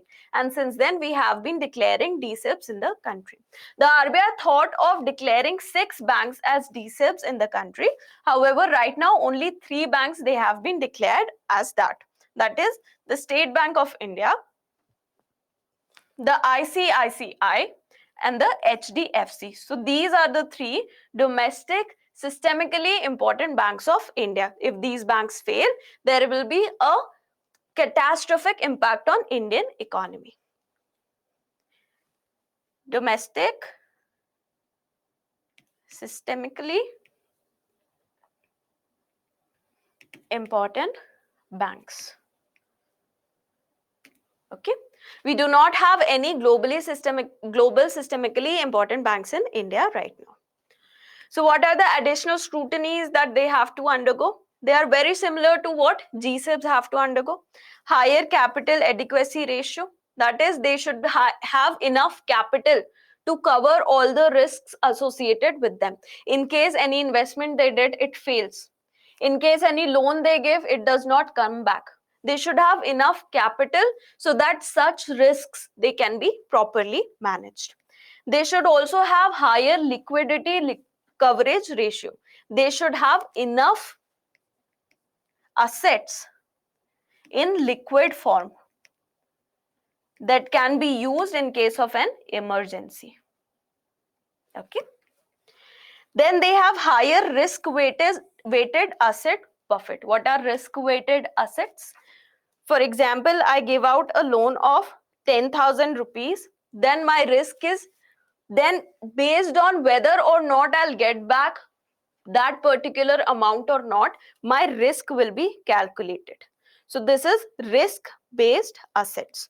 So they have higher risk weighted asset buffer, that even if the risk it comes into being, if the person, even though they are very good, they are not able to pay you back, even in that case you should have enough buffer amount so that your bank does not fail. Then they have to undergo enhanced supervision by the Reserve Bank of India, as the GSIBs have to undergo. Okay, same criteria in DSIBs as well. Liquid assets are assets which can be easily converted into money, like government securities, like gold. Okay, so these are liquid assets. So in this aftermath of Silicon Valley Bank, are the Indian banks safe? So according to various experts, I've tried to bring in the comments of all the various experts. The first thing is Silicon Valley, it was mainly a corporate bank. The corporates, they were parking their money over there. Compared to that, when we see Indian banks, we have more retail depositors, like a person like me, a person like you. Instead of a company, people, they are major depositors in the Indian banks. Now what is the benefit of this? The corporates, if a bank starts to fail, the corporates, they will take out all their amount, and definitely the amount that is in the bank accounts of the corporates, they'll be huge compared to retail investors or retail depositors, right? So there is high chance of failure in case there is even a slight problem in a bank that has corporate accounts, mainly corporate accounts compared to retail accounts. Okay. Also, Indian banks, they have very low exposure with regards to Silicon Valley Bank. Even our startups, they have very low amount of exposure to this bank. Okay, so this aftermath or failure of Silicon Valley Bank, it will not affect the Indian financial sector. Moreover, in December 2022, Indian RBI, the Reserve Bank of India, it released a financial stability report, and it said that our NPAs, non-performing assets with the banks, they are reducing. The capital adequacy ratio is enough to cover all kinds of even severe risks that the banks can have. So Indian banks, they are in a very healthy position right now. Okay, according to this December 2022 report, just 3 months ago. Okay, so Indian banks, they are in a very healthy position, and it is not likely that they will fail. Also, in case of any such news, for example, tomorrow you hear that bank ABC is going to fail. Okay, so and you have money in that bank, and if there is no assurance from anywhere, what will happen? All the creditors of that bank, they'll line out of it, they'll line outside it, and they'll want to take out their money from that. Okay, so sentiments of the depositors is very important in such cases. If in the same case the government or the Reserve Bank of India says that bank ABC, even though its financials are not very good, but it will not fail, then you and me, we will be assured that theek hai, our money will be safe over there, because the RBI, the biggest authority when it comes to banks, has said that your money is safe over there, right? So depositor sentiments are very important in such cases, and not just right now, but even during 2008 banking crisis, The RBI has assured the public regarding the stability of Indian banking system. So we are assured the depositors will not run and get the money out of the banks, because this is what leads to failure of the banks. Okay, so there is no such sentiment in the country right now. So Indian banks as of now, they are very safe when it comes to such problems, right? Okay, now we come to the question. We'll try to write it. 15 marks, 250 words. Big question. So you know the question, I'll just go to the answer directly. In the introduction, you can mention that why government bailouts are a burden on the taxpayers, because a significant amount of government's revenues, they come from the taxpayer. When the bailouts are given to the banking sector or any other sector, then it is basically the transfer of money from the taxpayer to a non-developmental area. Developmental areas are what? Construction of roads, healthcare, betterment of healthcare and education system, like that, okay, which benefits the taxpayer. So the money is getting diverted from the developmental activities, and that creates a burden on the taxpayer. Then in the body part, you can first define the GSIBs. What are the global, just a second.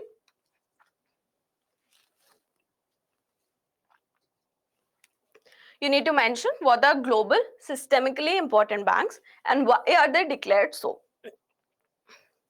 Then add the extra stringent measures that they have to undertake in order to ensure that they do not fail.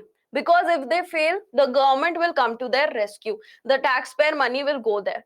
To ensure they do not fail, extra stringent measures need to be taken. Then you can mention about Indian scenario, right? Mention about the domestic systemically important banks and the measures that they undertake to ensure that they do not fail. In the conclusion, you can mention that the failure of the banks, they can have a snowball impact on other sectors of the economy. Okay, not just the financial sector, but also other industrial sectors as well, even agricultural sector as well. Okay, so the entire economy can get affected because of the failure of banks. Thus, it becomes important to ensure that their functions are properly regulated and monitored in order to maintain an economy's health. So that is how you can conclude your entire answer. Do not forget to write the answer either tonight or tomorrow. Next topic is from Yojana, nurturing excellence of our Yuva Shakti. The question is, what do you understand by demographic dividend? Do you think India is well prepared to ensure this dividend does not turn into burden? So what is demographic dividend? You know what is dividend? If you are an investor, you invest in a stock of, say, Infosys. Okay, so you give your money to Infosys, and then what happens when Infosys makes profits? They reward you with dividends. So dividends are nothing but return on investment. When you invest in a particular entity and they turn profitable, they'll provide you with dividend. Okay, so that is a return you get on your investment, right? So what is demographic dividend? Demography is something related to population. When a country invests in the population, the return it gets in return of this investment is called demographic dividend. The benefits that the country gets when it invests in its population.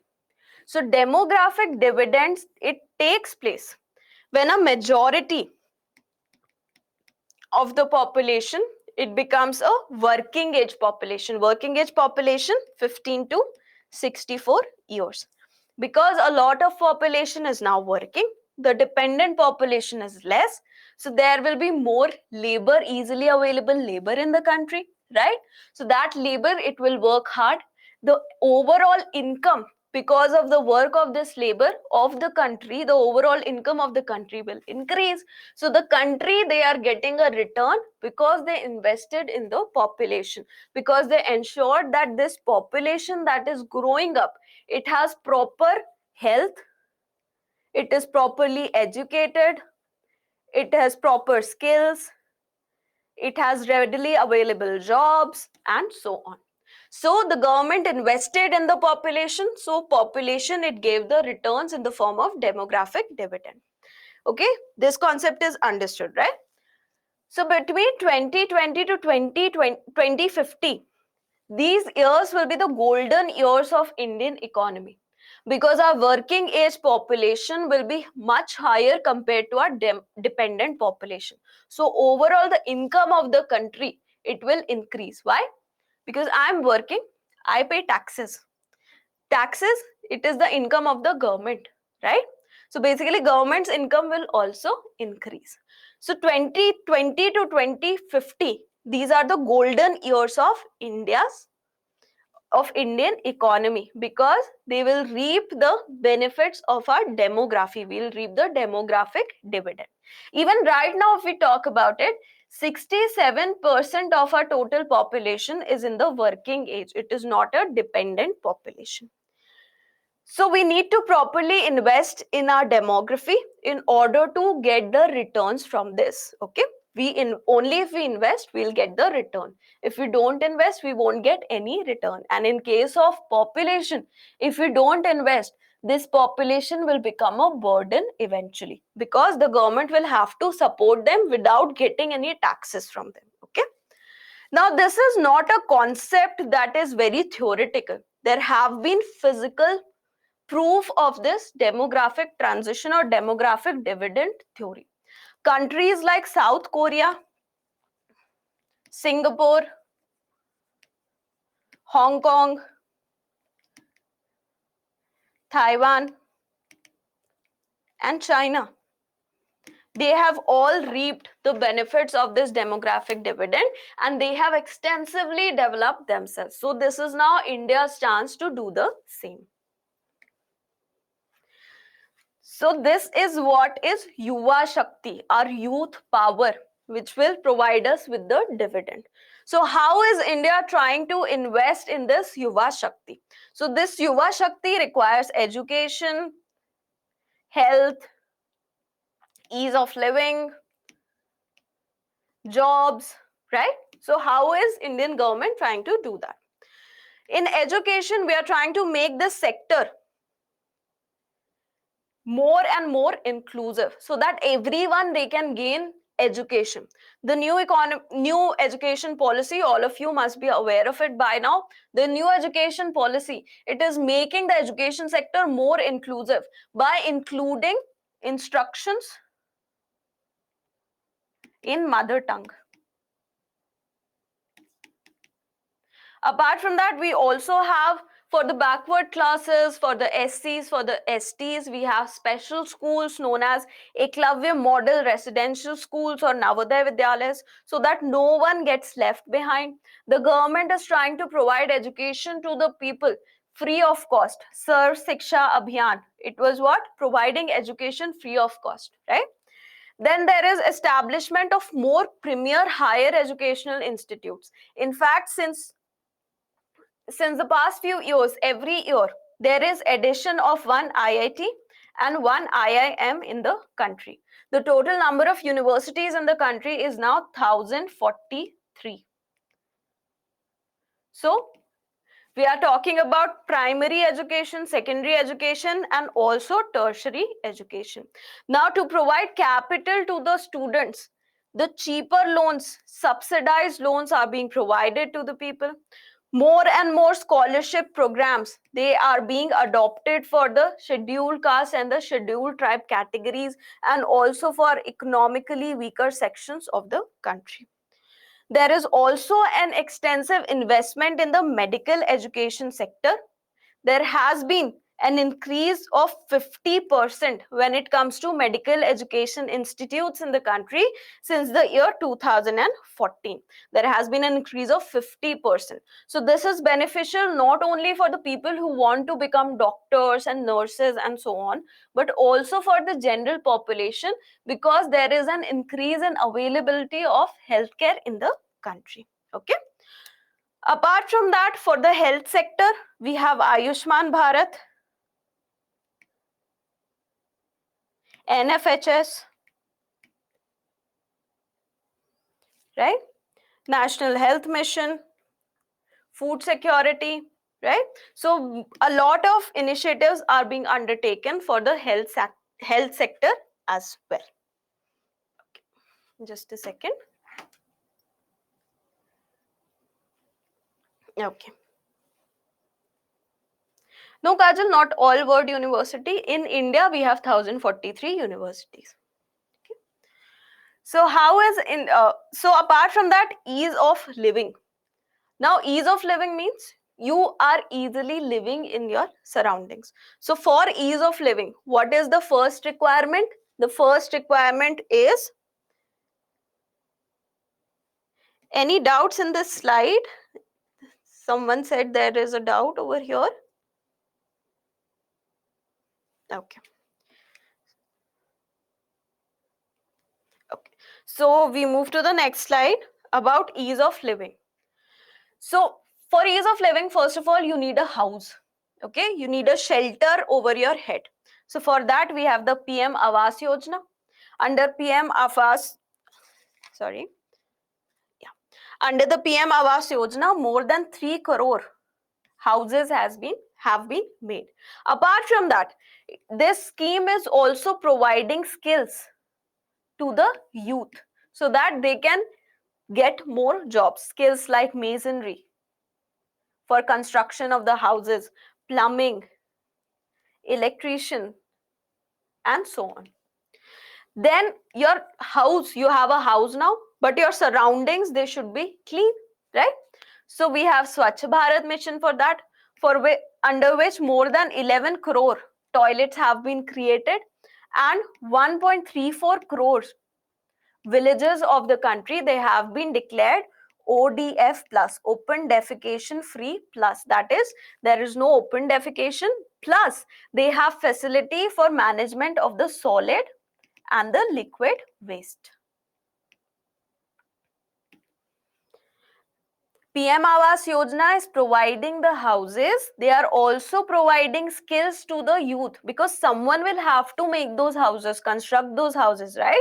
So skills like masonry, plumbing, electrician, so on, they are also being provided to the youth. Then Swachh Bharat mission done. Then we have Ujjwala Yojana. Under Ujjwala Yojana, because you need food to eat, but the food, it should be prepared in a manner that it does not affect your health adversely. So under Ujjwala Yojana, LPG cylinders, they are being provided to the people. Then we should have electricity also in the house. So under Deen Dayal Upadhyay Gram Jyoti Yojana and Saubhagya Yojana, more than 99% of the households, they have been now electrified, right? Then we need to have water also in our houses. We have our house which is clean. We have LPG to cook the food on. We have electricity. Now we need water. So under Jal Jeevan Mission, more than 57% of the rural households, they now have water. Then we need to travel from one place to another.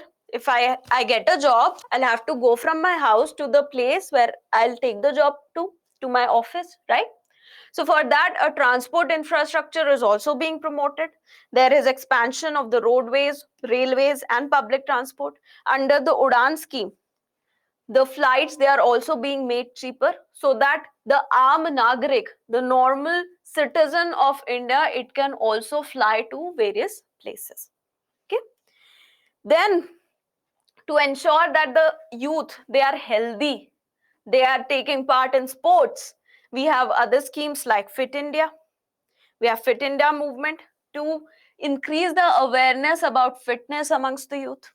We also have Khelo India program, where the youth which are interested in sports, they can get an funding of 5 lakh per year for up to 8 years. Okay, so this is about ease of living. Then there is job creation. How is that being done for India? So please note that this is a Yojana article which mentions that all this is being done to improve the capacities of the youth in the country. Okay, we studied about education, health sector, we studied about ease of living. Now job creation. We have Skill India Mission, PM Kaushal Vikas Yojana. Udan full form is Ude Desh Ka Aam Nagrik. Amit, Jal Jeevan Mission is an investment in Yuva Shakti because it is providing ease of living. If you do not have tension related to how will you get water in the morning. For example, if Jal Jeevan Mission is providing household water. Earlier, what used to happen, the girls or the women of the family, they used to go to faraway places to fetch water. Now that time is saved. So even the girls, they are getting educated, they are getting skilled, and they are entering the workforce. Okay. Fit India Khushi is fitness to ensure increase awareness amongst the youth regarding fitness. Then job creation, Skill India Mission, PM Kaushal Vikas Yojana, Digital India, Mudra scheme to provide funding for entrepreneurs. Okay, so all this is being done to increase the skills amongst the people. Then there are world class institutes that are being developed in the country itself for skilling of the people, like National Skills Training Institutes, the IITs, the IIMs, the Indian Institute of Skills. Then the labor laws of the country, they have also been codified so that the people, their rights do not get violated. Okay, and also to bring more and more people from the informal sector to the formal sector so that they can get benefits of the formal sector like PF, provident fund, like pension, like health security, like job security, and so on. Okay, so codification of labor laws has also been done. And how is this calculated that more people have moved in organized sector? It is done through EPFO, Employee Provident Fund Organization, which manages the provident funds of all the employees of the country which are in the organized sector. So because there has been an increase in number of accounts under EPFO, there has been an increase of 3 crore accounts since the year 2017. That means that 3 crore people, they have moved from informal sector to now the formal sector. Okay. Also, multiple production linked incentive schemes, they have been started in various sectors. We understood when we were talking about electric vehicles what production link subsidy schemes are, production link incentive schemes are. Okay, so multiple such schemes, they have been started by the government of India so that the industries, more and more industries can be established. And the manufacturing sector, it is a very important job provider. So more industries are being set up because of these schemes.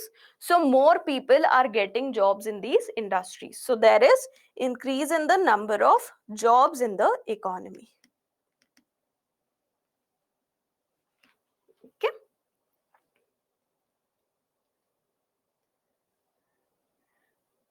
Okay. EPFO point I'll explain again. Now, EPFO, or the Employee Provident Fund Organization, it manages the provident fund accounts of all the employees. Now, any formal sector company, it has to open a PF account of all its employees under EPFO. Okay, so they have to open PF accounts of all their employees. Now, if the number of PF accounts are increasing, that means more people are getting jobs in the formal companies. Okay, so that means people are moving from the informal sector to the formal sector. Also, there has been a big push to the entrepreneurship sector in the country. So, many youth, they are moving from being job seekers to job providers by establishing their own enterprises. Right now, India is the third largest startup ecosystem in the world after USA and China. There are more than 77,000 government recognized startups in the country. 1 out of 10 startup of the world is an Indian startup. The number of unicorns have increased drastically. There were just 4 unicorns in 2014, and in 2020 we reached a milestone of having, in 2022 we reached a milestone of having 100 unicorns in the country. Unicorn is any company which has a valuation more than 1 billion US dollar. Apart from that, government is also providing support to such entrepreneurs, specifically women entrepreneurs and the entrepreneurs from the backward classes and youth. So these entrepreneurs are getting benefited through the government e-marketplace. They are getting a online marketplace. What is a marketplace? Some place like Amazon, like Flipkart, where you can list your products and anyone can come and purchase such things. So government also has established a similar marketplace to provide these enterprises a place to increase their market footprint. Okay. So now we come to the question, what do you understand by demographic dividend? Do you think India is well prepared to ensure this dividend does not turn into a burden? So in the introduction, you can just define demographic dividend, the returns that a country gets from investing in its population. Then in the body part, explain India's demographic dividend, that 2020 to 2050 will be golden years of Indian economy because of our demographic dividend. Our population, youth population or working population is more than 67% even right now. You can also say that how it can convert into a burden. If the government does not invest into them properly, if they do not have proper health, if they do not have proper jobs, then instead of being a part of the workforce, they'll become a part of the dependent population. So the government will have to provide them with services without getting any return from them in form of taxes. Okay. Then explain what all steps India is taking right now. You can mention education, healthcare, ease of living, job providing, and so on. Then in the conclusion, you can mention that learning from the examples of China, Singapore, and other countries who have immensely benefited from demographic dividend, India is on the road to reap these benefits gloriously. Okay. Yes, Bimal, that is also an important point, that if youth is ignored, the crime rates in the country will also increase, and that will again be a burden on the country. Now we come to the last topic. It is a very short one. Just give me 15 minutes, okay? Just till 10:45. So sorry, but I want to finish this, okay? Plate tectonics ensures that the Earth's map will never stay the same. Elaborate taking into account the East African rift. 15 marks, 250 words. So why is this in news? So this rift is there since a very long time, but it has again come into news, and many news agencies have picked it up because a study was published in Geophysical Research Letters, which is predicting that a new ocean will open up as Africa splits into two parts. So first we need to understand what is a rift valley and what is Great Rift Valley system, of which the East African rift is a part. So rift, what is a rift? Rift is any gap that comes in a plate because of parts of it moving away from each other. It is a crack or a gap that comes between the plates when they are pulled apart from each other. So that is a rift valley. So the Great Rift Valley system, it stretches from Middle East in the north to Mozambique, which is a country in Africa, to Mozambique, from Middle East to Mozambique, from here till here, okay? So this is the extent of the Great Rift Valley. It is the biggest rift valley that is seen on the continental crust. We have oceanic crust, we have continental crust. In oceanic crust, we find a lot of rift areas. The mid-Atlantic ridge, right? It is one of the rift areas.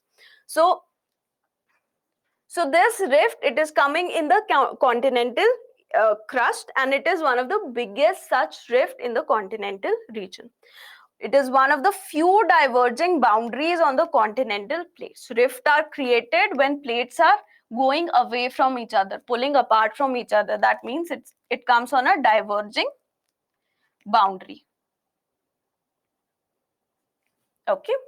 So as of now, on land, we have very few diverging boundaries. The biggest one is Great Rift Valley System.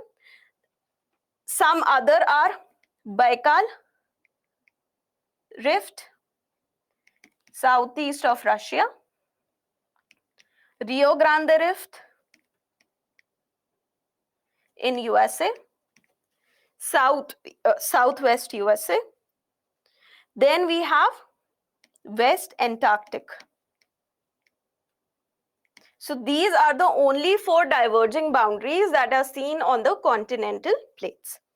Now, please note that this Great Rift Valley System is not a single entity. There is not just a single rift. It is made up of multiple rift systems, minor rift systems. These are Jordan Rift, Red Sea Rift, and the East African Rift. This is the Red Sea Rift, because of which the Red Sea has come into existence. Okay, this exists between the Arabian plate and the African plate. So Arabian plate is moving away from the African plate at the rate of 1 inch per year. Okay, it is moving away, and right now it is only through Sinai Peninsula that Asia and Africa are joined. In the future, it is estimated that this will also get torn apart, and Mediterranean Sea, which is this is Mediterranean Sea, and the Red Sea, they will meet together. Jordan Rift, it is located in Jordan. Okay. Then we have the East African Rift Valley, which is a part of this Great Rift Valley system. Okay. Now, East African Rift. Now, this rift, it started emerging. The plate, it started getting stretched out around 22 to 25 million years ago. Now, right now, because this article, it is very common in the news, many coaching institutes, they have taken up this news. And all of them, they are saying that this rift, it started in 2005 only. But that is a wrong information. The rift, the creation of this rift, the basis of this rift, it started 22 to 25 million years ago. However, it manifested itself on the land in the year 2005. Okay, so it started million of years ago, but it manifested itself on the land. That is, the cracks started showing on the surface of the earth only in 2005 with the development of a 35-mile long crack in the deserts of Ethiopia. This is Ethiopia. Okay, so that is how it got manifested. So it is situated on the border of 3 plates, 3 minor plates: African Nubian, African Somali, and the Arabian plate. You don't need to go into detail of these. This is not very important. It is just for your information. Now, what is the importance of this rift? Now, we know that the ocean, because the research paper has said that a new ocean will be created and Africa will split into 2 parts. So this is a very rare opportunity to learn how a continental rift, that is breaking of continental plate Africa into 2 parts, it might get converted into an oceanic rift, because in the future this rift, it will get converted into an oceanic rift. So this is a very important point about East African Rift. Continental rift, rift on the continent. Oceanic rift, rift in the ocean. So because the continents, they are right now moving away. So the rift is in the continental crust. Below the continental crust is the oceanic crust. As the rift increases, the ocean will come in between and it will convert into an oceanic rift. Okay. Now, what will be the consequences of this splitting? Africa will get split into two parts. This part and this part. Okay. A new ocean will emerge between the two parts. This part, the part that will get broken away from Africa, will include Somali and parts of Kenya, Tanzania, and Ethiopia. Okay, so this will be in this part of the continent. A new ocean will emerge in this area between these two parts. Countries which are right now in landlocked position, they will gain access to ocean. Countries like Uganda and Zambia, which do not have any coastline, which are completely landlocked from all the four sides, they will gain access to coastlines in the next 5 to 10 million years later. Okay, we don't know whether we'll be there or not to see this. There will be a creation of new continents. So these are the consequences, the physical, geophysical consequences of this. However, are there any socio-economic consequences of this impact? So in the short term, because this is a rift valley, because it is an active plate, active diverging plate, so that is why a lot of hazards like earthquakes and volcanoes,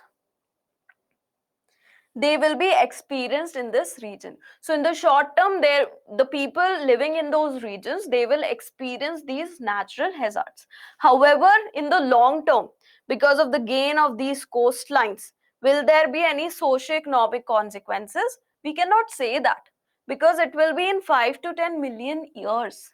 We humans as a race, we might have evolved a lot that we might not even require coastlines, or we might have perished. Okay, so we cannot say about these long term consequences, but in short term, there will be many earthquakes, volcanoes, and these natural hazards that will occur in these areas. So now we come to the question.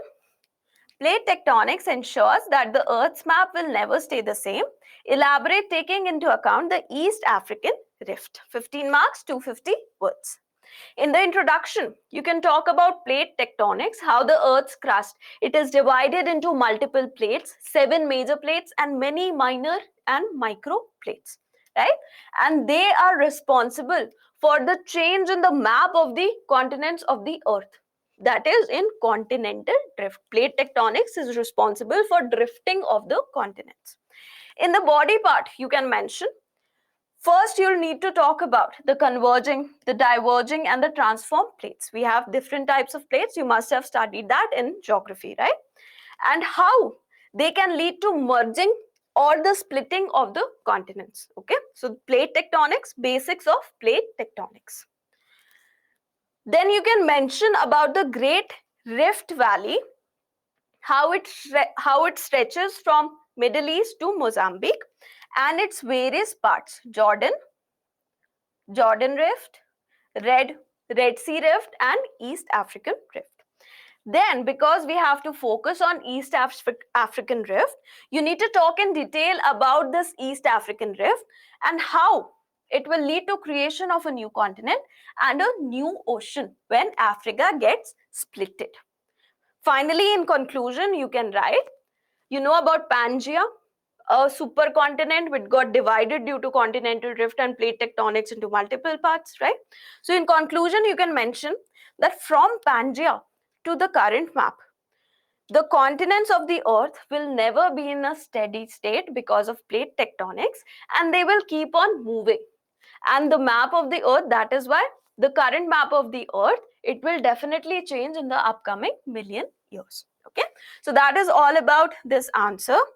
And with that, we come to an end to this session. I hope you were able to understand everything. Okay. So please do not forget to write these answers. There are just 6 questions. It will take you a maximum of 1 hour. If you're preparing for prelims, don't worry, you can take up these questions after your prelims is done. But if you're not taking the exam this year, please start the answer writing practice from now on. Okay, it will be very helpful for you in your mains exam next year. Okay, so thank you very much and good night to all of you. And thank you. You were a lovely cohort. Okay.